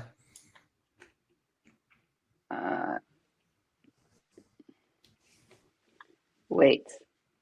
Yeah. Are used to map. I don't like this. I would just say, yeah. I would just say annotations. You can just say annotations, yeah. Well, I want to say more. Like, so Nginx has extra functionality via modules. Modules are a piece of it, yeah. But then again, so it's like on AWS, if I want to provision a network load balancer, that's an annotation. So I tell it to provision a load balancer of a network load balancer. It's an annotation. If I want to configure the AWS certificate from Certificate Manager, that's an annotation. So a lot of the options to configure the Nginx config are done via options. So highly customizable from that perspective. I have a couple things I want to ask and say. One is, I think it's good to say what annotations are. They're part of the metadata in a spec. I said spec, that's a bad word. In a definition file, right? Okay. Yes. Yep. Just so it's verifying in the Kubernetes. Yep. So yes, thank you. Because again, assumed knowledge. In the kind object, when you create that, in the metadata, you add an annotation. So it's just like a normal Kubernetes annotation that you would put for a pod or for any other types of resources, extra metadata. We use that metadata to configure the Nginx conf. And that's a common way to go with networking layers. It's yeah. It's okay. So Go ahead. It's not just something Ingress Nginx does. It's something other Ingress implementations also do. And what were you going to say? I don't know. Because at this point now, this is, like I said, go ahead. What are some examples of this extra functionality that can be added via annotations? So I would say maybe something like external auth. So if you needed to use like OIDC authentication, you would set up the OIDC authentication with that. The SSL certificates. If you wanted to do Canary deployments, those are really good. We get a lot of questions about those three options, actually. Okay. Cool. I didn't think about the Canary deployments. Okay, so Nginx has extra functionality via modules, rate limiting. Yep. Would tracing or like I'm observability looking. elements? Yeah, because we've just managed to get the Open Telemetry module working, and if you Oh, want to use nice. that, it's an annotation to configure that. And then how many did you say there are? I think currently 120, 118. 118. So it can get highly customized, and knowing which knobs to turn, we get a lot of questions on, is this annotation set up correct? So you add slash configure the modules via annotations. And these are for individual ingress objects. You use annotations. If you want to configure all objects, like you want to require them to all use the same. I actually I've not even looked into what the configuration options are, but if you want to configure them Nginx as a whole, or all of the Mm-hmm. objects as a whole, you use the Mm-hmm. config map options. So in the config map Okay. options, there's 186 config options. Wow. This is the story I tell to help start to understand the complexity. When folks ask us a question, it's like you have to give us a lot of context to how you've configured it, what version of Kubernetes you're on, what version of ingress you're deploying, because we deprecate things sometimes. That's actually on our roadmap to deprecate some annotations and some functionality. So we have to know what version you're running on. We have to know what cloud you're running on and what the Wow. actual configuration is. So the complexity explodes very quickly, and that's what Uh-huh. I try to get across to people, and why I give them these numbers, because even that very simple question that we got earlier on about the annotation and why it wasn't Mm-hmm. working, there's so Mm-hmm. much context that's needed to answer that question. Okay. And why you seem maybe a little bogged down as a maintainer of the project in terms of like you think someone's going to come on the stream and yeah, which I guess they kind of did. Um, we have a question. I've expected it. Is it possible that we can use node port type service instead of a load balancer service behind an Ingress controller? So this is where we get into the complexity of using a node port type. And from a client perspective, so an end user perspective, I have to know the IP address of all of those hosts. So in a cloud environment, if you've got 50 hosts in your cluster, you've now got 50 IP addresses to choose from. And that's why the load Mm-hmm. balancer is helpful. So you don't, from a configuration options perspective, you don't have to go back and configure and change that DNS to have those 50 IP addresses. So because if a host dies and you get selected to go to that one, DNS doesn't know about layer 7 or layer 4, and it's going to send a host to that one, and they're not going to be able to answer that request. That's why the load balancer in front of it is helpful, because it has health checks and say, is this application still running, and can I serve traffic to it? So the differentiation between the node port and the load balancer is just an ease of use from an end user's perspective. It is possible. Yes, you could do it. But what is your use case? Yeah. So we use a config map Kubernetes objects to configure Nginx as a whole, and you said there's Yep. another hundred something what? 186. So 186. the hunt. What though? I don't have the mental model Conf- of like what's happened. so let's see. So configuring mod security. So if you And want to turn then on mod security. and then that's just like a field in the config map. That we'll Okay. read from. So most of these are like booleans or numbers. So let me look at Okay. another one. So like One. I'm gonna get examples. So yeah. like the SSL protocol to set as a whole for all of the ingress objects. Okay. Excuse me. I dropped the link in there if you wanted to send it to other folks. But yeah, so if you want to configure them as a whole, there's a bunch of different options that can influence the traffic and where it goes. Okay, TLS config as a whole. What else? Um, so this is a good time to talk about from a security perspective. If you want to disallow, so we had a CVE issue a while back where someone could grab secrets from the ingress controller by a well-crafted snippet. So a snippet is a configuration option, and you can disallow those as a whole. So from a security and admin perspective, you could disallow snippets. So the config Okay. map overrules the annotations. So you could, from a security perspective, Mm, you could disallow snippets as an annotation. So that's a good example. okay. You can set global rate limiting. So instead of doing it per ingress, you can set a global rate limit for everyone. Cool. I feel like I kicked the hornet's nest. We got 4 new comments. Oh no, those are you posted the links. Okay. So 186 of these you said. Yep. Am I still on the board? Yeah. Cool. I don't know how much you had planned to say, but we're running low on board space, but we still have a little bit.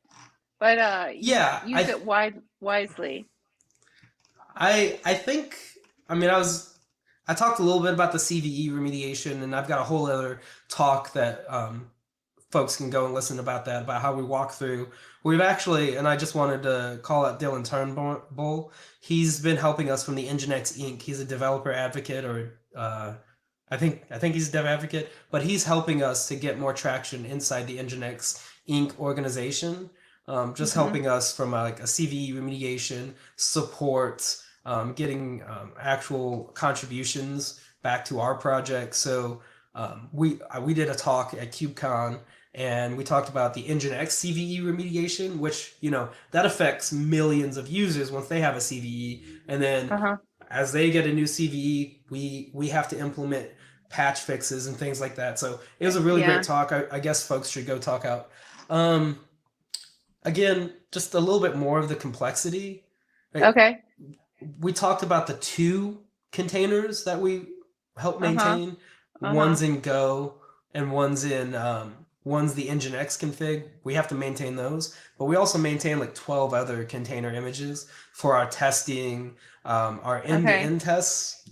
Yeah, we've got about 400 end-to-end tests. So when we go to cut a new release, it takes about 4 hours. Because we compile Nginx, we have to test against 4, maybe 5 Kubernetes versions, and against our Helm charts. Yeah, so it starts to explode again very quickly. The complexity of like all of the use cases, we run end-to-end tests against all of those annotations. I like to say all of them, but we've been working on a new feature of annotations, what we're calling like annotation sanitization.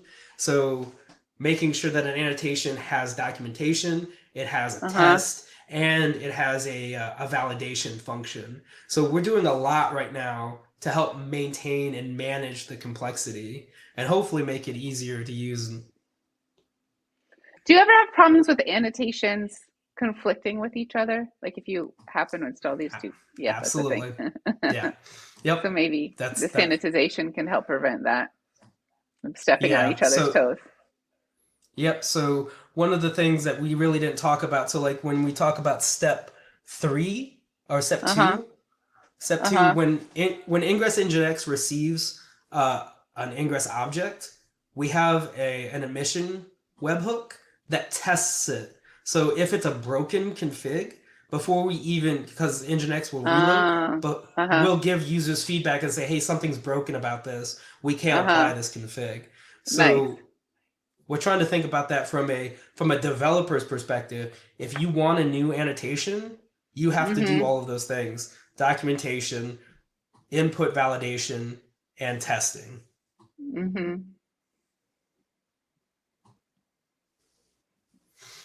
Cool.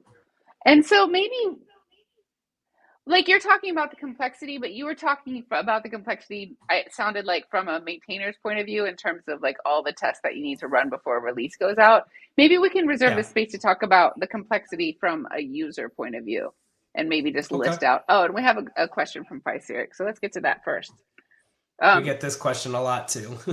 Is there a reference for the recommended resources for the Ingress Nginx needed to run for CPU, memory, disk space, etc.? Because more modules running would need reasonable specs for compute and processing. Great question. It is a good question.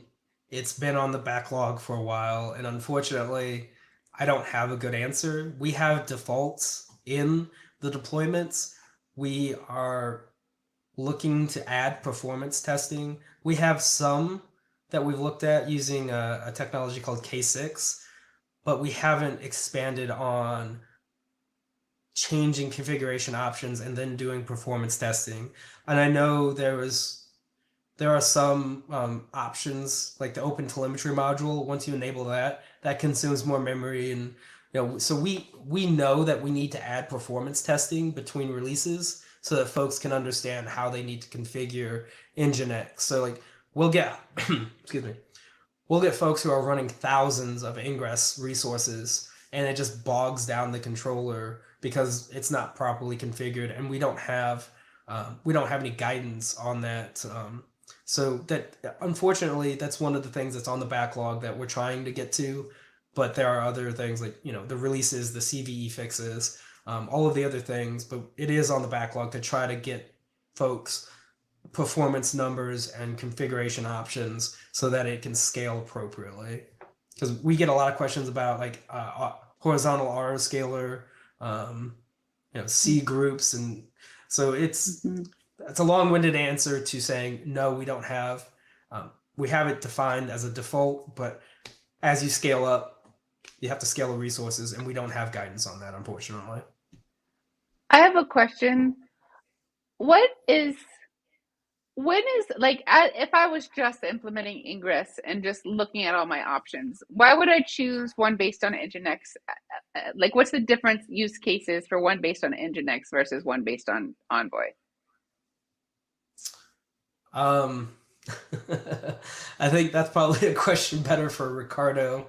I'll answer it with just going back to the initial need. The founding maintainer, I think he just picked Nginx because he was most familiar with it, and he knew how to configure it and those options. But again, like I would say, I'm near and dear to my heart, Ingress Nginx. But I would say again, just do a bake-off. What's the features and functionality that you need?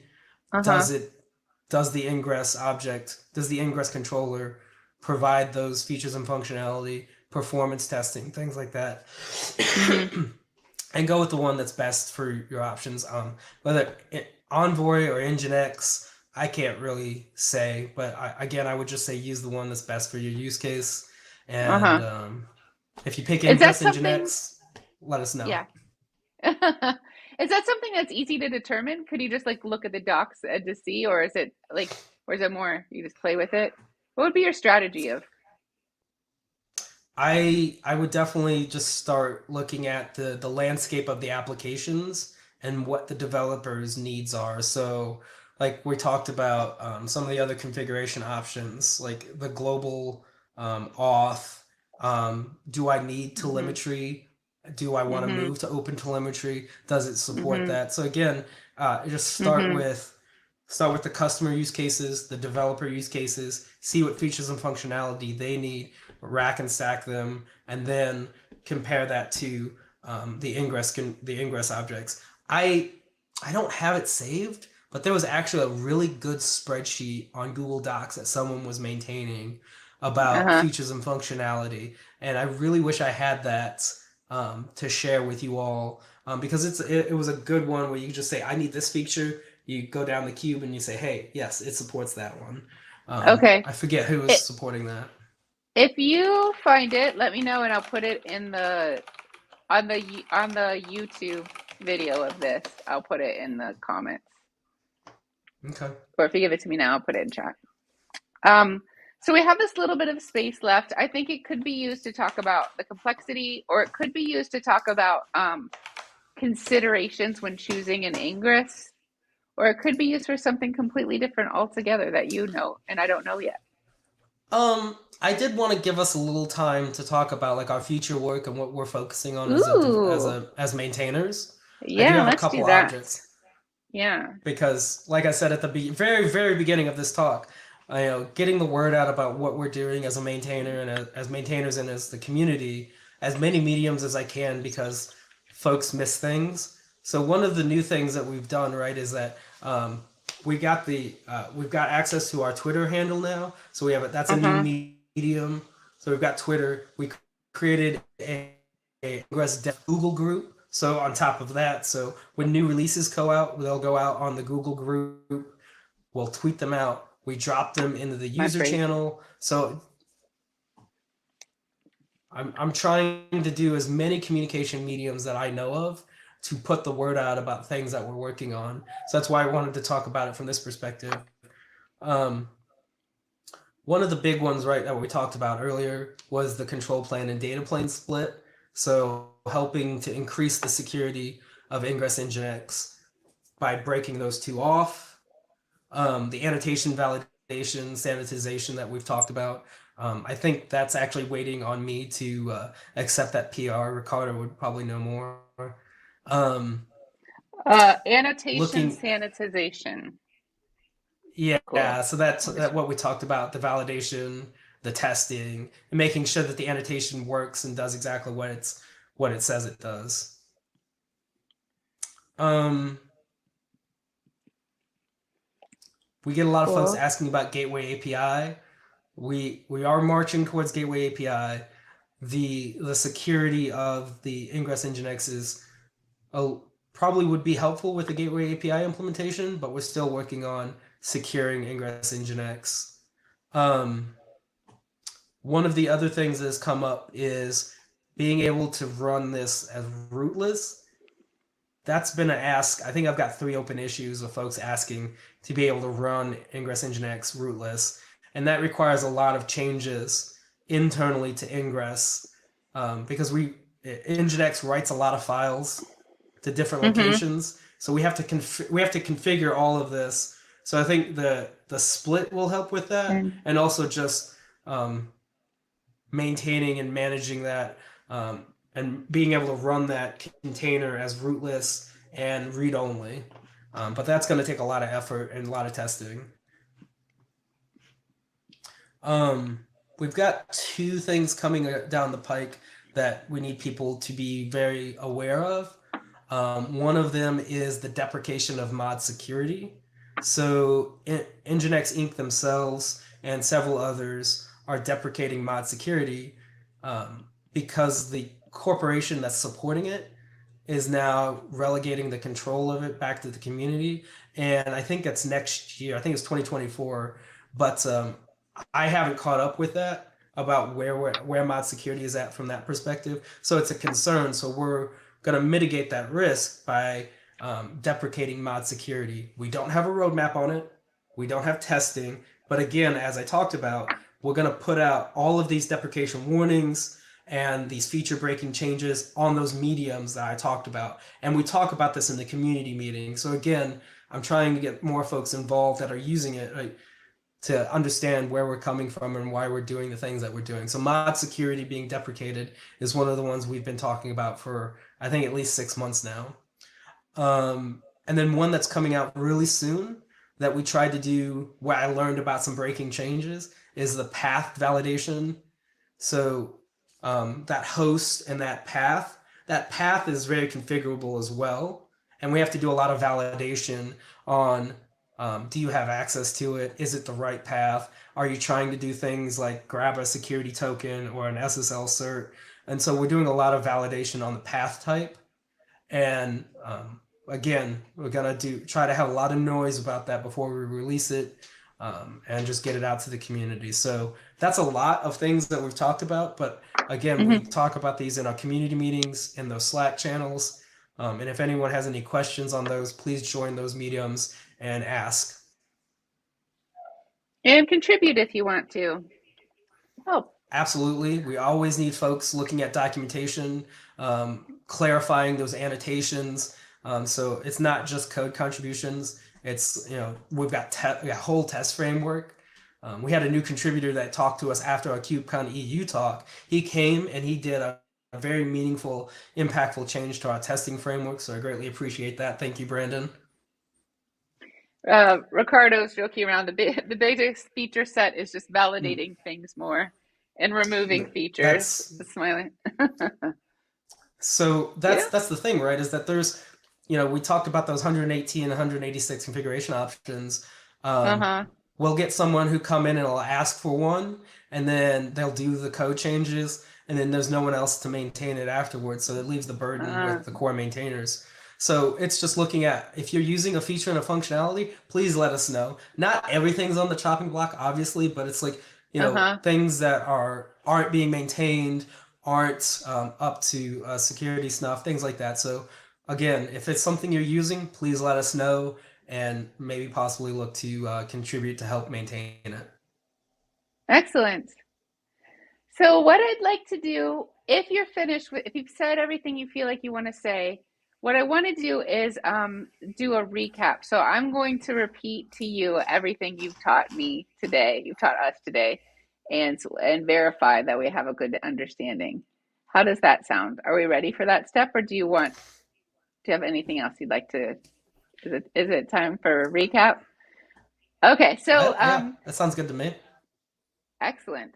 So today, to give context, I started by talking about the Kubernetes networking model. So how Kubernetes objects are networked together at a high level. So you mentioned four steps, four aspects of the networking model. So highly coupled container to container communications. And in that case, we need containers of the same application running in different pods. And so we do that via the pod IP addresses. So those are all connected to each other. We also have a pod to a service communication. And so that's the service we drew here. The service knows about where all the pods are and gives them a unified IP address. So services group pods that are all running the same application.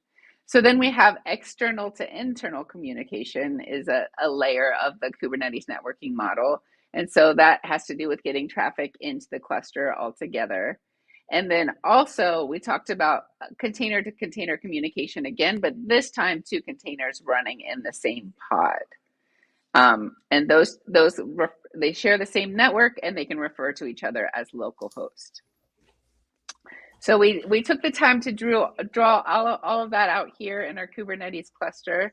And then we also talked about the endpoint being where the service meets the pod. And we also talked about CNI, which stands for Cloud Networking Interface. So the CNI is drawn here between a kubelet and a pod, but it would exist on every, what did you call it? You called these hosts instead of nodes, which is extra confusing now that I know that we call this a host too. It's ridiculous. A host a host nodes, name. machine. A host name can be a domain name, but it's container networking interface. Oh yes. Great. See, that's why we do this. Mm-hmm.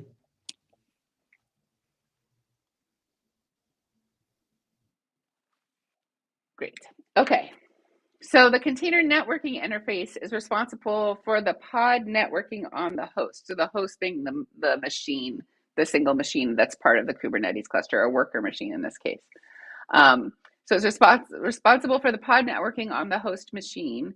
It's the interface between the kubelet and the networking for a pod. And there are many implementations that follow the cloud, the CNI, because it's a standard. The CNI itself is a standardization. And then it connects new pods to the Kubernetes network that container networking interface does. It could almost be called a pod networking interface based on how we're talking about it. Is that accurate? I might be opening a can of worms. You can have multiple containers in a pod, but it's specific. The container, one container or two containers inside of a pod use the same IP address. So it's still container networking. Again, it's the pod is a Kubernetes aspect. So yeah, the CNI, that's why it's separate, and that's why, again, it's very specific. You have the container networking interface, container storage interface, container runtime interface. So it's still around containers, but it's also Kubernetes. The pod is Kubernetes specific. Got it. And so then we talked about Kubernetes service type. So we talked about a cluster IP type, which is the default type if you don't specify, and it enables service to service communication. So different parts of an application, like a front end to be able to talk to a back end or whatever, to be able to talk to each other. A node port enables host to service communication. And then a load balancer provisions an external load balancer and then also provisions the node ports for you too. So it sounds like a load balancer provisions that external load balancer that traffic hits before it even gets in the cluster. And then it also provisions on the inside of the cluster another service to help the traffic move around once it's inside of the cluster. So even though, yeah, it sounds like this is maybe a node port service that's provisioned by the load balancer. Because they build on each other. Because I think even a cluster IP service also does a node port, because it has to. That's how it does the mapping of the traffic. So they all build on top of each other. Because I don't want to say node port was first, but the node port does the host, the minion, the worker to the pod traffic, and then cluster IP. Because again, we didn't really get into the very complex and confusing IP tables, rules on how all of this stuff is maintained and managed. But again, that's yes, that overview is enough for the 2 hours that we have. Only 2 hours. So when you deploy an Ingress controller, so it gets a little confusing. There are a lot of reasons talking about Ingress and untangling Ingress is confusing. And one of them is that there is an Ingress object, a Kubernetes Ingress object, and then there's also a Kubernetes controller, which is the implementation, which is watches that object. So when you deploy an Ingress controller, it deploys all of the resources to manage Ingress objects. So it'd be just like adding any other Kubernetes add-on we said. It's like Ingress controller pods, namespaces, RBAC, a config map, just like you were doing any Kubernetes add-on. The Ingress controller watches for Ingress objects, and then it helps create them, and then once they already exist, it makes sure that they stay in the state that they're defined to be in. So an Ingress object then is the mapping between a domain and the running application. So the running application can be represented as the service. The service is in the pods. Yes. So one of the things I wanted to add here, if you cannot specify a domain, and then you get what's called the default. And the default, so if you have a default backend, it just goes to that one. So again, the domain is to help differentiate from a client's perspective and from just a different object. So again, it's just another piece of the puzzle for differentiation. So you could not Does specify it definitely host, have a default? It's optional. It can have a default. The host is optional, and we actually deploy a default backend for you. And it's just the normal, like if you get a 404, it's the normal Nginx 404 page. So if you don't define a default backend, we give you one. So if it can't map it, whether it's the host or the path, if it doesn't know how to manage and answer it, we give you the default backend. And that's a configuration option that you can specify if you want a different default backend. See how it all ties together? And that's a cluster wide, so it would be in the config map as opposed to being in the annotations. Okay, wow.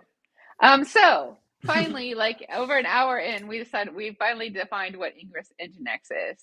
So, let's say as part of the Ingress object, we have to define a service, a host, which is the domain name, and a path. So more specifically to just like Gimli.com. So then an Ingress Nginx is a Kubernetes, I didn't know, Ingress? I forgot a word here. Ingress, yeah. Yeah.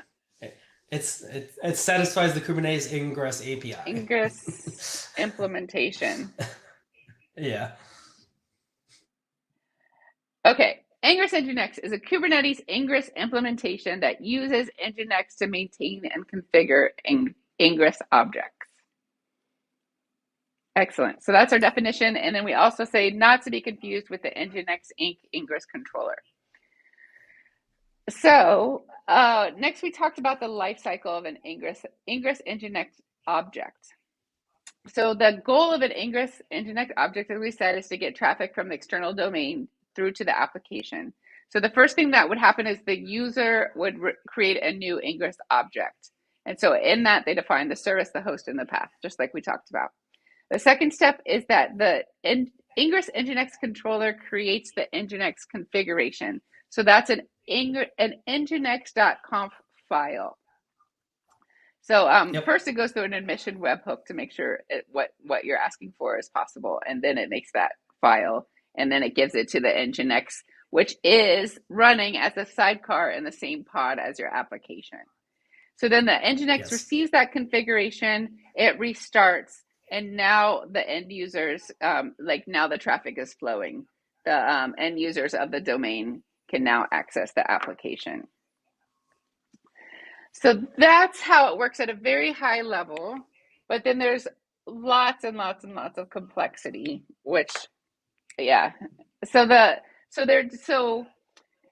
there's a lot of additional capability in Nginx, and that capability can be either cluster scoped or it could be scoped to your specific Ingress Nginx object. And so if it's scoped to just your objects, then you're adding that functionality through the annotations, which is a field in the definition file for your object. And so when you add annotations, some examples are, so what you're actually adding are Nginx modules. And you say which modules you want to use via annotations. And so some examples of modules. Yeah. Do you want to finish that sentence? A module, a module could support multiple annotations. So I think we only install like 30 Nginx modules. So to configure those modules, it maps to the 118 annotations. So yeah. Right. Ah, okay. Interesting. Okay. So I'm gonna write that. 30 modules you said? About? Yeah, about 30 modules. And mod security is one of them, and that's one of the ones we're deprecating. About 30. Okay, so about 30 modules that then have about, between them all have 118 different ways to configure, or configurable aspects of them. And so examples are external authorization, TLS certs, canary deployments, rate limiting, or open telemetry. But then you might need to configure something that's scoped cluster wide, and you would use a config map object to configure that as a whole. Would you use one big config map or lots of little ones? It's one big config map. Okay. So you might want to configure TLS. Because that config map also, because remember you can have, in an Nginx config, you can have global sections, and then you have like resource specific ones. That's what's configuring the global section of the Nginx config. So again, we take the ingress objects that we are asked to configure, we take the annotations, and we take the config map, and then we produce the Nginx config as a whole and push it to our Nginx workers. So the Ingress controller is responsible for all of that. We're doing a lot of parsing, validation, and then we generate the Nginx config and push it out. So all of that lives in the controller. Cool. I'm gonna label these app. Am I on the board still? Okay, Nginx. Yeah. Okay. Okay, I wasn't sure that's what. So your app is going to be in a different pod and a different service. The Nginx pod and the Ingress controller pod are all they're two containers running in the same pod. Your service is running in a completely separate one.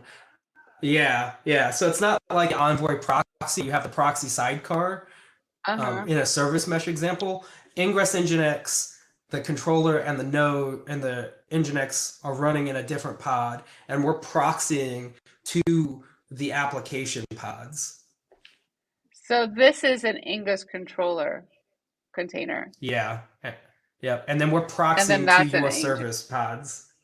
Yeah. I hear you, and I want to capture that, and I'm just like looking for real estate. Yeah. Um, It's fine. I think the idea is Okay. right. Nginx is standing up alone in its own pods, and we're proxying to your services that were defined in the ingress object. Okay, that makes sense. And I'll just say,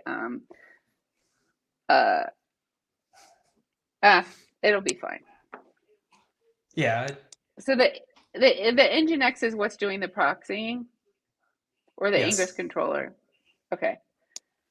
The Nginx. So see, this is where when we Okay. talked about like the security concerns, Nginx and Ingress are running in the same pod. They have the same permissions, and Nginx doesn't need the same permissions as the controller, and that's why we want to separate them. This is why recaps were good because I'm glad I could clarify that point. Proxies to app. Cool. Great. That is wonderful. So we use config maps to configure Nginx as a whole. So example would be TLS configuration as a whole, disallowing certain annotations from being allowed to be used in your cluster, set global rate limiting, and there are 186 different config map things you can use. So when you consider all of the different options, it's quite a complex beast. And maintaining all of the modules and options and then making sure they all play well together, it's a lot to consider, which is some of what's going on when we talk about the future of Ingress Nginx is to improve how this ecosystem of add-ons. So we talked about the control plane, data plane split. So having these two in the same thing, which one are you? The control plane is probably the controller, and then the data plane is the Nginx. Yeah. So splitting them maybe, and that's an upcoming thing is to split out those separation of concerns. Annotation sanitization, so to have validation and testing and some standardization for the different annotation choices. Gateway API compatibility, which is big with any Ingress anything. That's another vocabulary thing that was hard for me at the beginning. Like an Ingress implementation is the same thing as a gateway. Like those things can be used interchangeably, and that's confusing for me. So it's about who can deploy what, right? So it breaks out from a roles perspective. Actually, I think I'm gonna ping Scott, and he probably should come on and talk about Gateway API because he's running. Okay. I think he's running that SIG. I got you. Oh, nice. Yeah. Let's see. And then we have running the Nginx container as rootless and read-only. Why do people want to be able to do that?